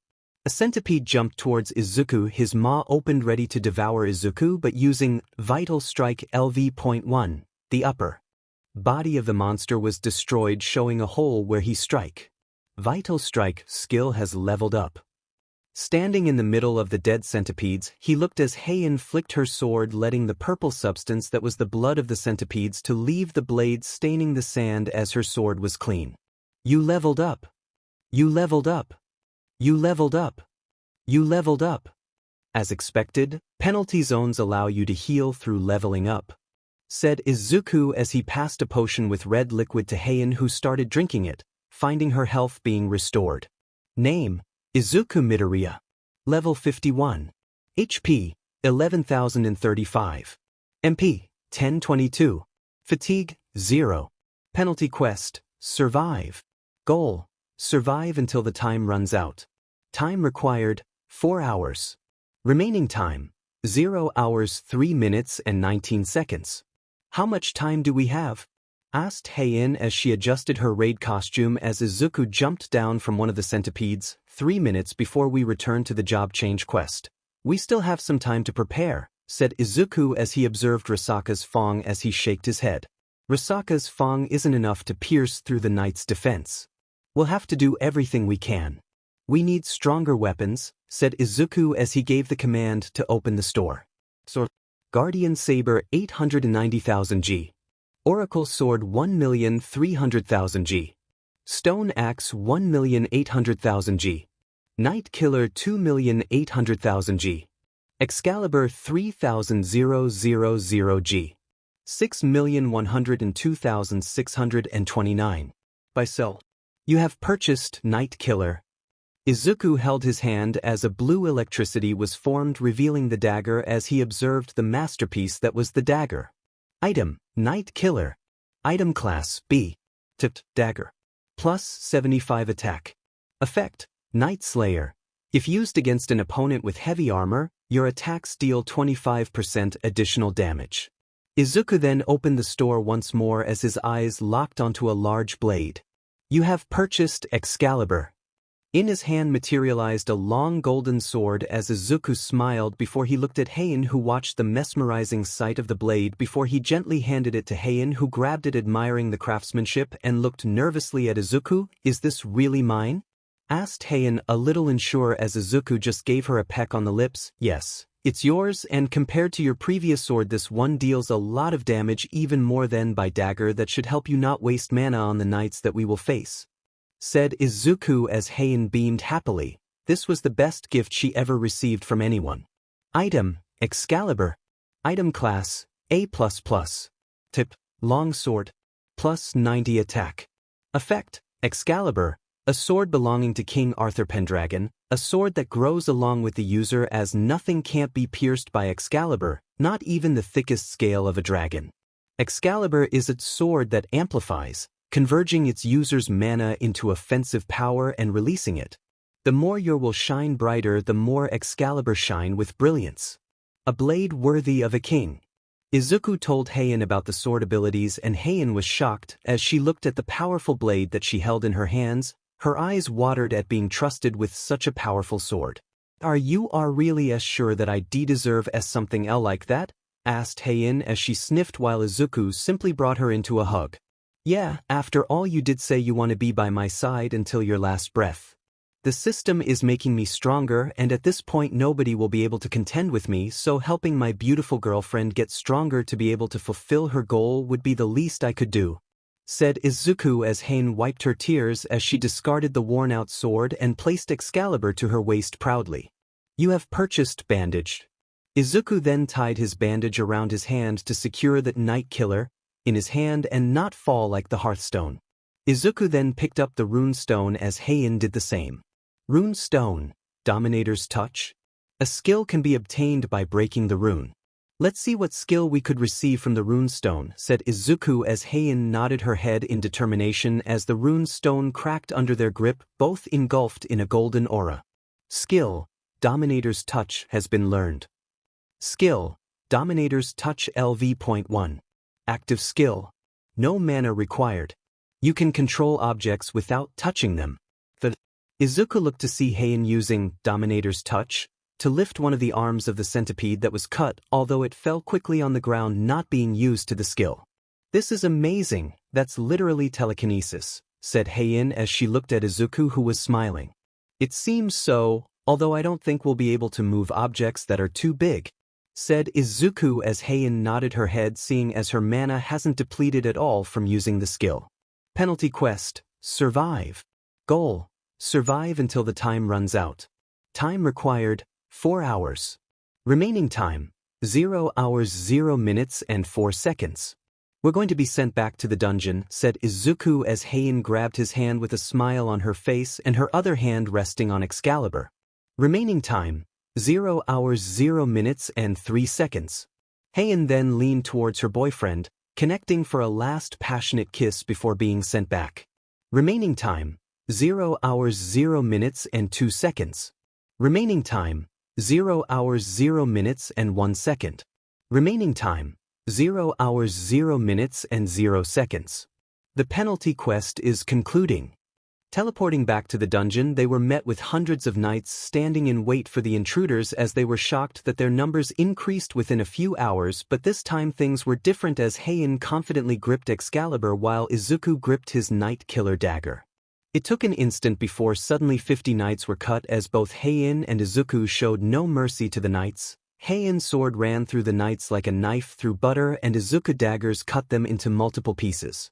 Izuku stopped as he observed the current situation. "I don't feel my level rising at all even when I'm up against these numbers," said Izuku as he expressed his discomfort towards the whole situation. Heian removed the head of a knight in a swift motion as her eyes glowed yellow as her eyes darted until it landed on the 2 magicians. "It's the 5 magicians in their midst. This has their name all over it," said Heian as Izuku looked to see that the 5 magicians were definitely behind this before realization hit him when he saw their numbers increasing. "Summoning magic?" yelled Izuku as Heian's eye widened before she grit her teeth as she zipped through the horde of knights, her hands clenching hard on Excalibur as she cut the magician into pieces while Izuku did the same as he cut 3 of the knights' head before he blowed the magician head off his body. "You have slain a magician." The other 3 magicians seemed to be well guarded, but it didn't matter for both of them as they both used a combination of their respective weapon and the new skill, Dominator Touch, to crush the helmet of the knights. Seeing this, the 3 remaining magicians worked together as they placed their hands on the ground. creating a purple summoning circle as the deceased knight's piece were grouped together to create a large golem. But despite its huge size, they had sacrificed speed for strength as Izuku and Heian zipped past the golem and killed the three magicians, essentially putting an end to the golem who couldn't function without the magician's summoning magic. Heian wiped her mouth as she took a big inhale of oxygen. "Is it over?" asked Heian as she looked at Izuku, who looked at the blue screen. "For 29:16. All the monsters in the room have been slain. The quest will end now." Izuku grinned. "Yes. The monsters have been slain. Currently the timer shows 4 hours 29 minutes and 16 seconds, said Izuku as Heian sighed in relief but decided to keep their guard up, not wanting any more surprises. "You will be able to choose a class based on the amount of points you have collected." "It's over. I'll get a job now," said Izuku as he relaxed his guard, and so did Heian. "A job will be granted after the player's actions have been analyzed. Wherever the player goes, the Reaper follows. The player's path is littered with corpses and the smell of blood. As the player possesses strength, he does not leave anything to his teammates and overcomes everything with his own strength." Izuku raised an eyebrow. "It says that I overcome everything with my own strength and don't leave anything to others," said Izuku, confused as he looked at Heian, who put her finger to her chin. "The system probably didn't expect me to be involved in the job change quest," said Heian. "Your desire for strength burns strong enough to call those who wander the valley of death, and the army of the dead who follows your commands shall create a path where your thread will be the law and you would never need another's help again." But I thought," said Izuku as he looked at the blue screen announcing his job. "Your job is necromancer." "What job did it give you?" asked Heian, concerned by her boyfriend's reaction as he let out a sigh. "My job is necromancer," said Izuku as she looked at him in disbelief. "Skills. Passive skills. Unknown, LV Max, Perseverance LV.1, Advanced Dagger Arts LV.1. Active skills. Spring LV.2, Bloodlust LV.1, Vital Strike LV.2. Dagger Throw LV.1, Stealth LV.1. Class skills. Active skills, Shadow Extraction LV.1, Save Shadow LV.1. Shit, as much as having those slaves might be appealing, but they can't grow stronger and my stats will become useless, said Izuku, a little displeased as his stats appeared. Strength, 132. Vitality, 91. Agility, 111. Intelligence, 70. Sense, 93. Alarm. Will you accept your job? Accept refuse. So I do have a choice to decline. Hopefully the system takes into consideration my displeasure towards the job they picked for me, said Izuku as Heian looked at him curiously. "Don't you think you're rushing it? I doubt the system will try to screw you over so suddenly," said Heian, but Izuku shook his head. "I'll refuse," said Izuku, but something unexpected happened. "Necromancer is a hidden class. Do you still refuse?" "Hidden class?" questioned Izuku as he looked around him to see those magicians that had proven to be quite a nuisance, especially with their summoning magic. "Come to think of it, don't you think that the magicians were basically advertising the job quest for you?" spoke Heian as she looked at Izuku, who seemed to nod, finding logic in her words. "It's as if somebody wanted to show me a sample of the skill," thought Izuku before he smirked slightly. "I have fighting abilities as well. These magicians did not. If a magician that had close combat abilities and could create his own army," said Izuku as Heian realized where this was going, "he would be able to clear B or even higher ranked dungeons by themselves," said Heian, quite surprised and slightly impressed. "In this game, your ability is dependent on skills, levels, and stats. That means that the summons can also become stronger. This isn't solo leveling anymore," said Izuku as Heian realized that the job is not simply with Izuku's system level. Even those undead creatures could grow stronger, defying the rules put in place for necromancers. "Your job has been chosen. Based on the amount of points you obtained, you will be given a chance to promote to a superior class. You have exceeded the expected playtime. Points will be added. You did not use a hearthstone. Points will be added. Final health is above 50%. Points will be added. All enemies have been slain. Points will be added. The total points have exceeded the feat limit. A dark aura appeared as it rushed towards Izuku, engulfing him in it as he looked shocked before the system had decided on his final job. You will be promoted from Necromancer to Shadow Lord. Izuku whistled. Shadow Lord, apparently the system gave me bonuses, said Izuku with a smile as Heian looked around her, shuddering when she heard the scream of the corpses. You have learned a job-exclusive skill. You have obtained bonus stats. You have obtained the title, the one who overcame adversity. So, does that mean you will summon the monsters from the dead?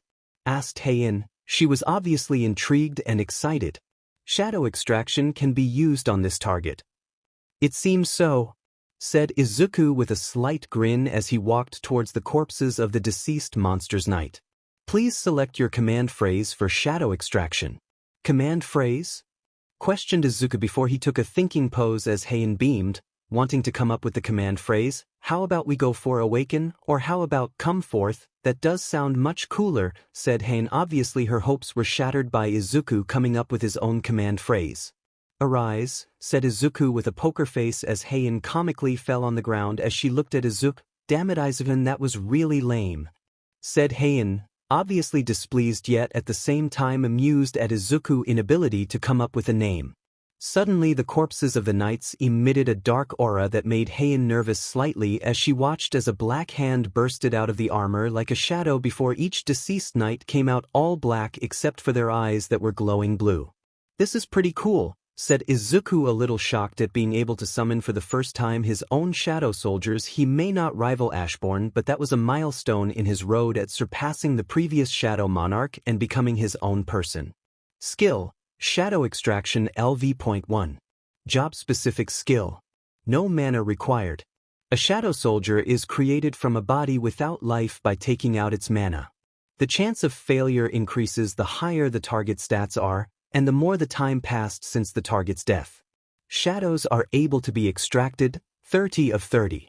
Skill: Save Shadow LV.1. Job-specific skill. No mana required. You absorb created shadow soldiers and save them. Saved soldiers can be summoned and reabsorbed whenever and wherever the animator desires. Saved shadows, 0 out of 20. Izuku then looked at his summons to see that they were all ranked as. Looking at the knights, they were obviously labeled as infantry by the system as their rank was normal while the magicians were elite. Hey Izuku, shouldn't you make that Igris guy a shadow soldier, said Heian as Izuku's eyes widened in realization as he rushed towards the dead red knight, followed by Heian as they stood in front of the dead corpse of the red commander Igris. Shadow extraction can be used on this target. If you want to use shadow extraction again, you must send one or more shadow soldiers to the world of nothingness through extraction cancel.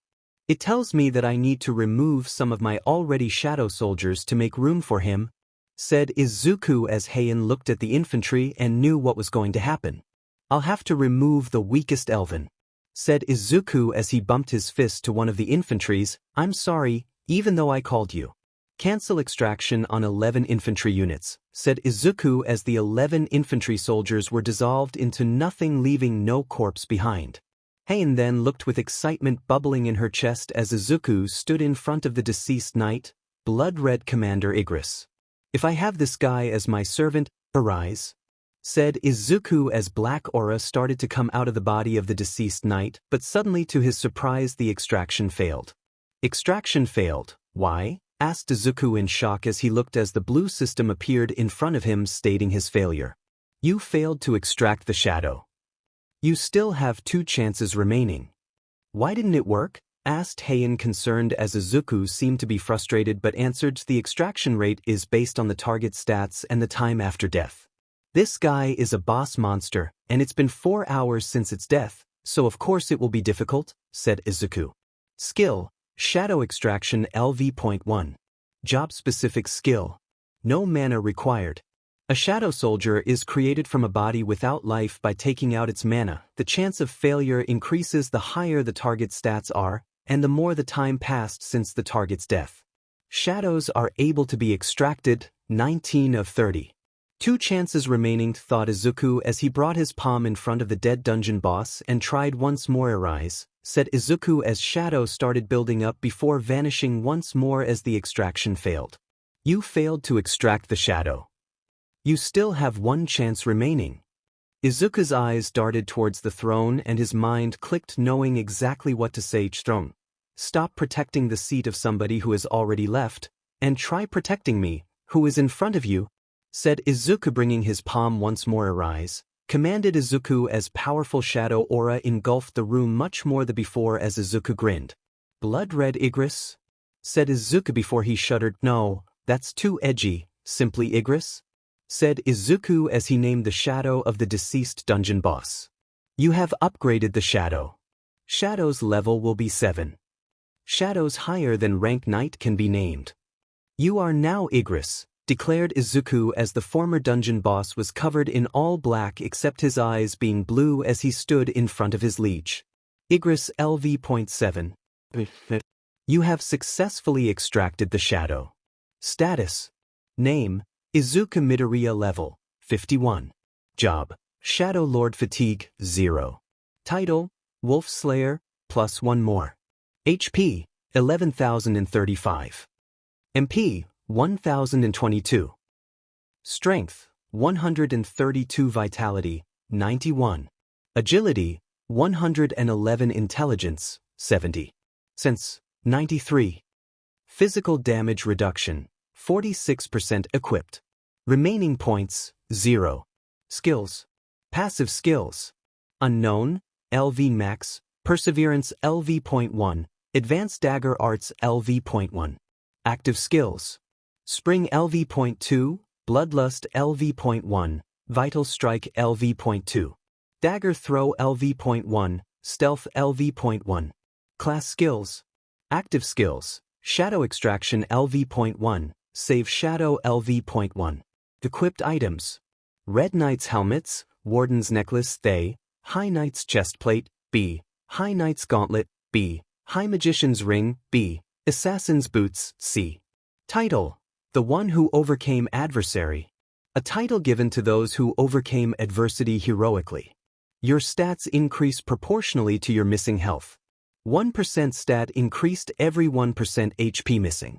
Igris then kneeled in front of his liege, much to the fascination of Izuku and Heian, who watched the previous dungeon boss submitting to Izuku. The other infantry came kneeling in front of Izuku following their commander Igris. Well, I guess take good care of us, said Izuku as he smiled, his eyes glowing blue as Heian's eyes glowed golden as well. Izuku let out a sigh of relief as he exited the dungeon. As for Heian, she was inhaling the deep oxygen that was in the air. Obviously the dungeon was quite stuffy to say the least, and with those monsters rampaging around, their mana smell was something she had to be around for a very long time. Luckily Izuku's mana smell had helped balance it, or she would have gotten dizzy. Looking at her attire, it was obviously shredded in some parts, not much to reveal anything significant except some of her smooth skin. Izuku, noticing the cold weather, opened the shop and brought a large comfy coat. It wasn't expensive, so his gold didn't suffer that much compared to when buying the Night Killer dagger and Excalibur. Take it, the weather is cold out there and you can't go around with your raid suit, said Izuku as Heian accepted the gesture as she wore the coat before buttoning, covering her entire body. Thanks, Izuku-an, said Heian softly as Izuku smiled gently, and both decided to head home for a well-deserved sleep as she went towards him, wrapping her own arms around his waist, which Izuku answered by wrapping his arm around her shoulder. I'm so tired, said Heian as she let out a yawn. Having calmed down and the adrenaline had finally vanished, her fatigue was the only thing that she had suffered, and Izuku wasn't excluded from this as well, although thanks to the system he was in a much better state than Heian. You can rest, you've done well, babe, said Izuku as he decided to lift her in a bridal style, her arm wrapped around his neck. Enjoying the closeness, she felt a sense of accomplishment as she looked at his eyes that showed love and pride. She felt happy that she had taken her first step into standing by his side and covering his back. Izuku, on the other hand, felt pride that she was able to fight by his side. Unlike him, she didn't have a system that healed her and increased her stats to an unnatural degree, and like every gamer would say, he was basically a living cheat code who leveled up without a limit to his powers. Heian didn't have such privilege.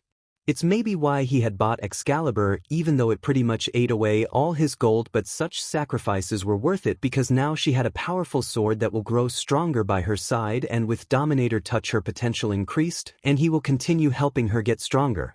At this point they already jumped towards a rank, and currently they were dancing near the S rank, so considering they had just recently became hunters, which is 6 months ago, it was pretty impressive for a bunch of teens to achieve so much in such a short time, but none was more impressive than Heian. Izuku might be the strongest out of the group of teens, but in terms of natural human growth Heian took the lead, although Izuku did give her the push necessary to achieve her potential. Izuku looked at Heian, who was sleeping in his chest. Her smile remained on her face as she snuggled into him more, as Izuku couldn't help the small chuckle as he looked at the blonde girl that was the love of his life. Stopping, he looked at the large apartment building in which he lived. "Sweet home," said Izuku as he walked towards the building. "Izuku, can I come in?" came the voice of Inko Midoriya as she looked at the watch to see that it was already 2 p.m. and let out a sigh. Ever since the sludge incident where All Might made his debut in Mizudafu, Izuku has been changing. If she is being honest, she was quite happy about the changes since they were good ones, as Izuku had grown confident in himself and had stopped excessively fanboying over All Might, including the heroes in general, but the one that made her both happy and ashamed is that Izuku had dropped the idea of becoming a hero. She didn't really have anything against heroes in general. She as well had respect for those people who protect the country from the villains that are trying to disturb the peace, but Izuku over the years have grown delusional, wanting to become a hero without a quirk. She was ashamed that she didn't have faith in him and had never supported his dream, but what can she do? She's a mother and wants to keep him pure for much longer. Can't she have the right to be selfish for once in her life? She knows more than anyone that despite what the media portrayed about heroes being invincible and being the undefeated champions who vanquish evil, they're not really invincible. If anything, the moment they became heroes they knew that there will be villains who won't hesitate to kill them, and all of those heroes had very powerful and versatile quirks, but Izuku had none at all to help him reach this goal. But not only that, this society is full of biased people, and she doubted any hero school would be willing to accept him. At the end, Izuku was chasing an unreachable dream, and seeing him fill his head with delusion of grandeur made her fear and question his sanity, and part of her blamed All Might for it because he was the one who ignited the dream into Izuku, and once her son clutched onto that dream, simply having him give up on it was near impossible, and he became obsessed about becoming a hero just to be like All Might. At this point Izuku was walking a self-destructing path. She wanted her son to stop looking at the world from a narrow point of view. She wanted him to look at the bigger picture. While being quirkless will definitely cause him a lot of trouble in the long run, but not all people are quirkiest bastards, and he will undoubtedly find a place where he could excel at. It's like the old saying, there are always more fish in the pond. Heroes aren't the only profitable profession out there in the world, and she could proudly say that her son is a very bright person despite her questioning his sanity, so she didn't doubt his ability to get a good job out there. But those changes were unnatural and odd to her, because one thing she knew about Izuku is that he is a very tenacious person, which is something he had inherited from his father. Even with the discrimination he suffered, he kept moving forward, so for him to simply drop it like that, then something big must have happened.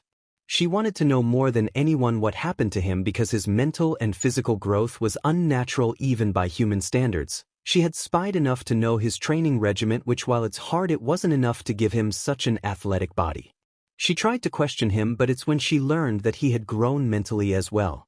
Izuku obviously lied to her face, but the way he did it shocked her, because he did it with a straight face, not twiddling with his fingers or sweating profusely. He was calm and collected. While she was hurt that he lied to her, considering that she taught him better, she felt that she didn't deserve to know because she never properly supported his dream.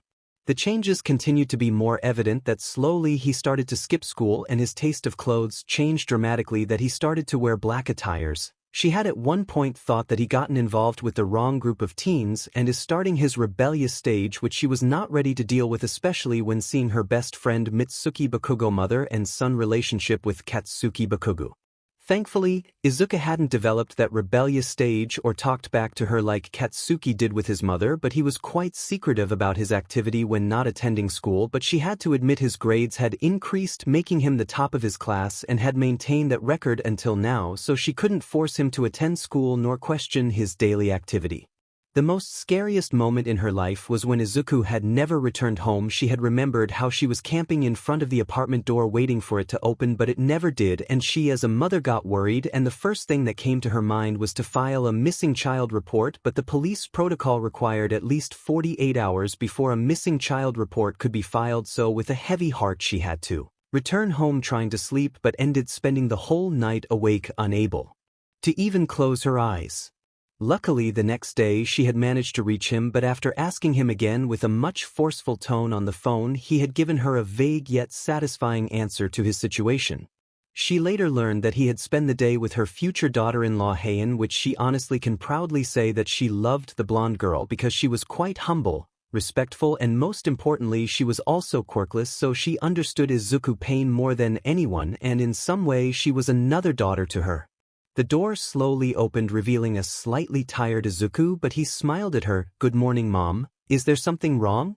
asked Izuku as Inko shakes her head. "No, and it's currently 2 p.m. I've prepared breakfast even though it's really late in the day to have breakfast," said Inko as she smiled sadly at seeing her mature son. She knew that eventually he will leave the nest, and she can't coddle him anymore like she used to do. "Okay, I will wake up Heian," said Izuku with a smile, although when he closed the door he frowned at seeing his mother's tired and sad reaction. Izuku ruffled his own hair before he decided to wake the sleeping girl as he shook her gently as her eyes opened slowly to see Izuku awake. "It's 2 p.m. dear. Wake up," said Izuku as Heian's eyes opened quickly and properly stood up to see herself in her pajamas. Obviously Izuku had changed her so she would be able to sleep properly. It was embarrassing, but they had already seen each other in their underwear. "We really did sleep that long," said Heian as she looked at Izuku and saw that he was bothered by something. "What's bothering you, Izuku?" asked Heian kindly as she sat on the bed and ushered him to do the same, which he did.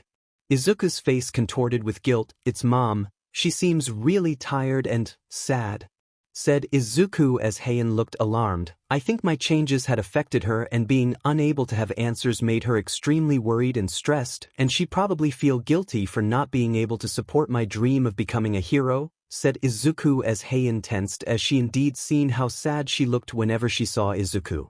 "She is probably upset that you can't trust her with the secret, but what are you going to do?" asked Heian concerned as Izuku let out a long sigh. "I don't know, but this needs to end now. I didn't become a hunter to see my mother self-destructing every passing day," said Izuku as Heian was surprised by the implication, but her expression quickly softened.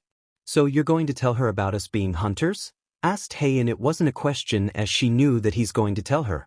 "Yes, it's best to tell her. Sooner than later, and eventually our existence will be revealed in 2 to 3 months depending if the gate got exposed to the public. It's best to prepare her both mentally and physically," said Izuku as Heian couldn't help but nod her head.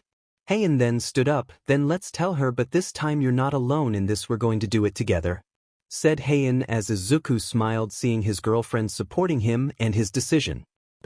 Izuku and Heian had finished their breakfast before they decided to have their talk with Inko, who was currently cleaning the dishes. "Mom, we need to talk about a few things," said Izuku. He was obviously nervous, but the talk needed to happen. Inko turned around to look at her son and Heian before she nodded her head slowly as they brought her to the sofa as they sat down properly as Izuku brought Inko into a hug, which she hugged back but had a confused look. "What's wrong, Izuku?" asked Inko, concerned by her son's behavior. "I'm sorry, Mom. I have been so secretive about my activity that I didn't realize how much you were suffering from this, but I want to let you know that I didn't mean to hide anything from you nor to not trust you. I just simply wanted to protect you," said Izuku as Inko looked even more concerned. "It's fine. I didn't really deserve to know. Considering that I didn't support your long-cherished dream of becoming a hero, I was extremely selfish, only thinking about myself, so you had all right to not trust me," said Inko sadly, but she was only hugged more by Izuku and Heian as well. "The reason why I never told you about my activity is because," said Izuku as he took a deep breath ready to let it out. "We're working with the higher-ups in the government, specifically under the chairman of the Hero Association Gogunhi," said Izuku, revealing his secret as Inko's eyes widened in disbelief as she looked at her son and Heian. "Why, you're joking, alright?" asked Inko nervously. unable to believe that her baby boy is working under such a hotshot, but Izuku remains serious, showing that he was indeed telling the truth. Izuku pulled out his phone, opening it to the gallery image, and showed a picture of Izuku and his friends along with the chairman, Wu Jinchul and Kong Taeshik. So it's true. But why? Asked Inko, unable to ask the right question as Izuku let out a sigh. This is a long story, Mom, but it all started on the day of the sludge villain incident. I was attacked by the sludge villain, but luckily All Might saved me. Being a massive fanboy and seeing my idol in the flesh was an overwhelming experience, and I decided to ask him the question that I've wanted answered for years. Said Izuku, and Inko, while surprised that her son met All Might, but she flinched when hearing Izuku ask the question, knowing exactly what the answer would have been. I asked him if I could become a hero despite being quirkless. He obviously rejected my dream in a much nicer way, as he told me that my dream was unrealistic and that I should become a police officer or a firefighter if I wanted to save others. Said Izuku as Inko's eyes teared up, realizing how much pain he had suffered that day as she gripped his shirt tightly. Izuku then halted for a second before he continued, being rejected by my idol dug deeper than any insults thrown at me. It didn't help that Bakugo had told me that day to take a swine dive off the roof of the building and hope for a quirk in my next life. Said Izuku as Inko's heart shattered as she bursted into tears while Heian winced and Izuku looked away in shame. It also didn't help that the setting that I was in was a roof of a building, but I knew that suicide wasn't the answer, and deep down I thought about you and Fubuki, so I chose to walk out of the roof and return with a shattered dream. But Izuku said as he halted at the end as he watched his mother hug him tightly, sobbing into his shirt as she listened to him.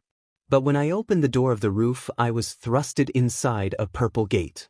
I don't remember what happened aside from waking up in the hospital room, and sitting in front of me was the chief inspector of the Japanese Hero Association's surveillance team, Mr. Jinchul. Said Izuku, hiding his meeting with the Shadow Monarch to not freak her out, as Inko looked worried when the mention of the Purple Gate and his first meeting with one of the government officials. Long story short, I was told that the gate I was dragged into led to a dungeon which is filled with monsters, and in order to close the gate, killing the dungeon boss is necessary, but there was a trick: only quirkless and people with weak quirks could enter the gates. Said Izuku as Inko got extremely alarmed. But there was also something else. Those who survived the gate came out with powers that are not quirks. Right now the unofficial name given to this power is mana, and Chairman Go-Gun wanted to create a special task force that clear those dungeons, because if not cleared after 5 days the gate will open, allowing the monsters trapped inside to come out and rampage around Japan, and they are all capable of destroying a city by themselves. Said Izuku as Inko's eyes widened as she received her answer to why Izuku was growing so rapidly and how he sometimes performed feats that are impossible for a quirkless to do. So you accept it?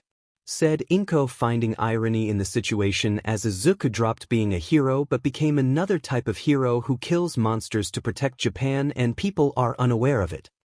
I accepted the job because I wanted to serve my country in some way. I just had to wait a month before we were called to receive training for 2 months before we were allowed to start clearing dungeons, which we started from the lowest rank gate, which is E, to the highest being B rank gate. But since dungeons are relatively new, their numbers are really small. That's why the government was able to hide its existence. Even pro heroes like All Might is ignorant about the existence of the gates.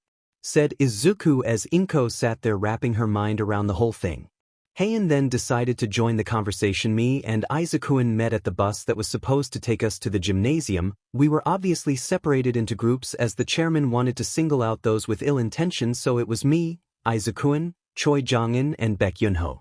All of us were quirkless, so it was easy for us to become friends, and the association give us a large dorm inside the gymnasium to live in if we wanted to move in and to also train. Said Heian as Inko felt relieved to know that Izuku was spending his night in a safe place.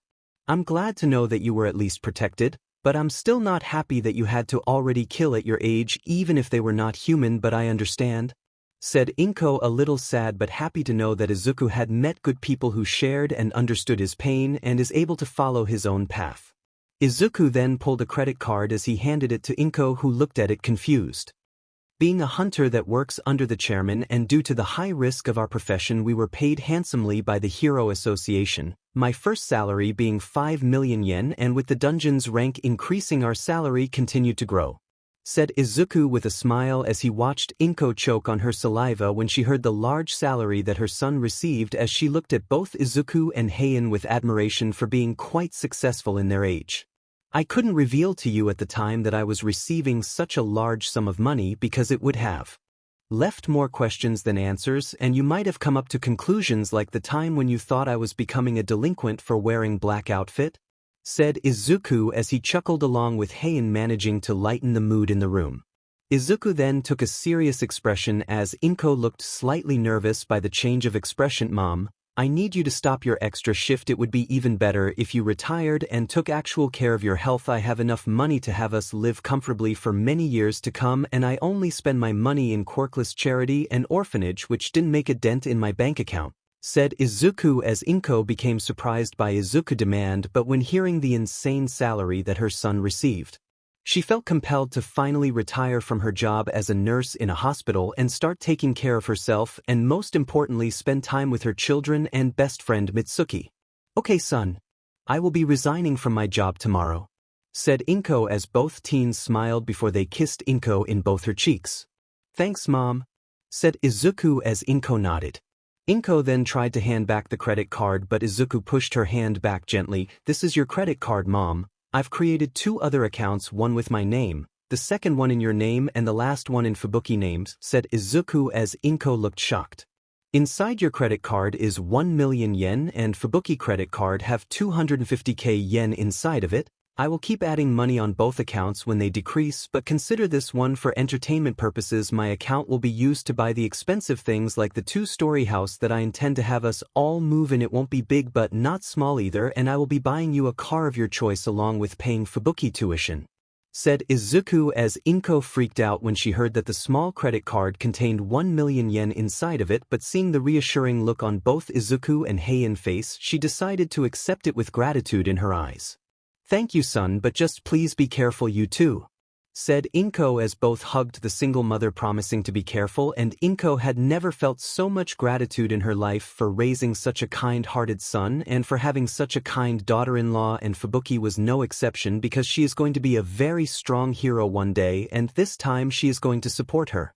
But Inko knew very well that the gates won't be secret for long, and her son and his friends will be forced into the limelight to maintain and ease the concern that will undoubtedly be created by the reveal of a gate that lead to a dungeon full of monsters with the sole purpose of coming out of the gate to cause havoc. Not only that the rift between the Hero Society and Hunter Society will increase, but this could very well be the end of the Hero era and the start of the Hunter era. She could only hope that the 2 professions won't clash against each other and that balance could be maintained, or a great global conflict could start, with the worst-case scenario being a great war. Nothing could have prepared Izuku for the day when he met the symbol of peace and #1 pro hero. Okay, sadly the chapter is over, and if you enjoyed the video, just leave a like and subscribe with post notification, so when the next chapter is ready, you will be notified. Okay, see you in the next video. Bye.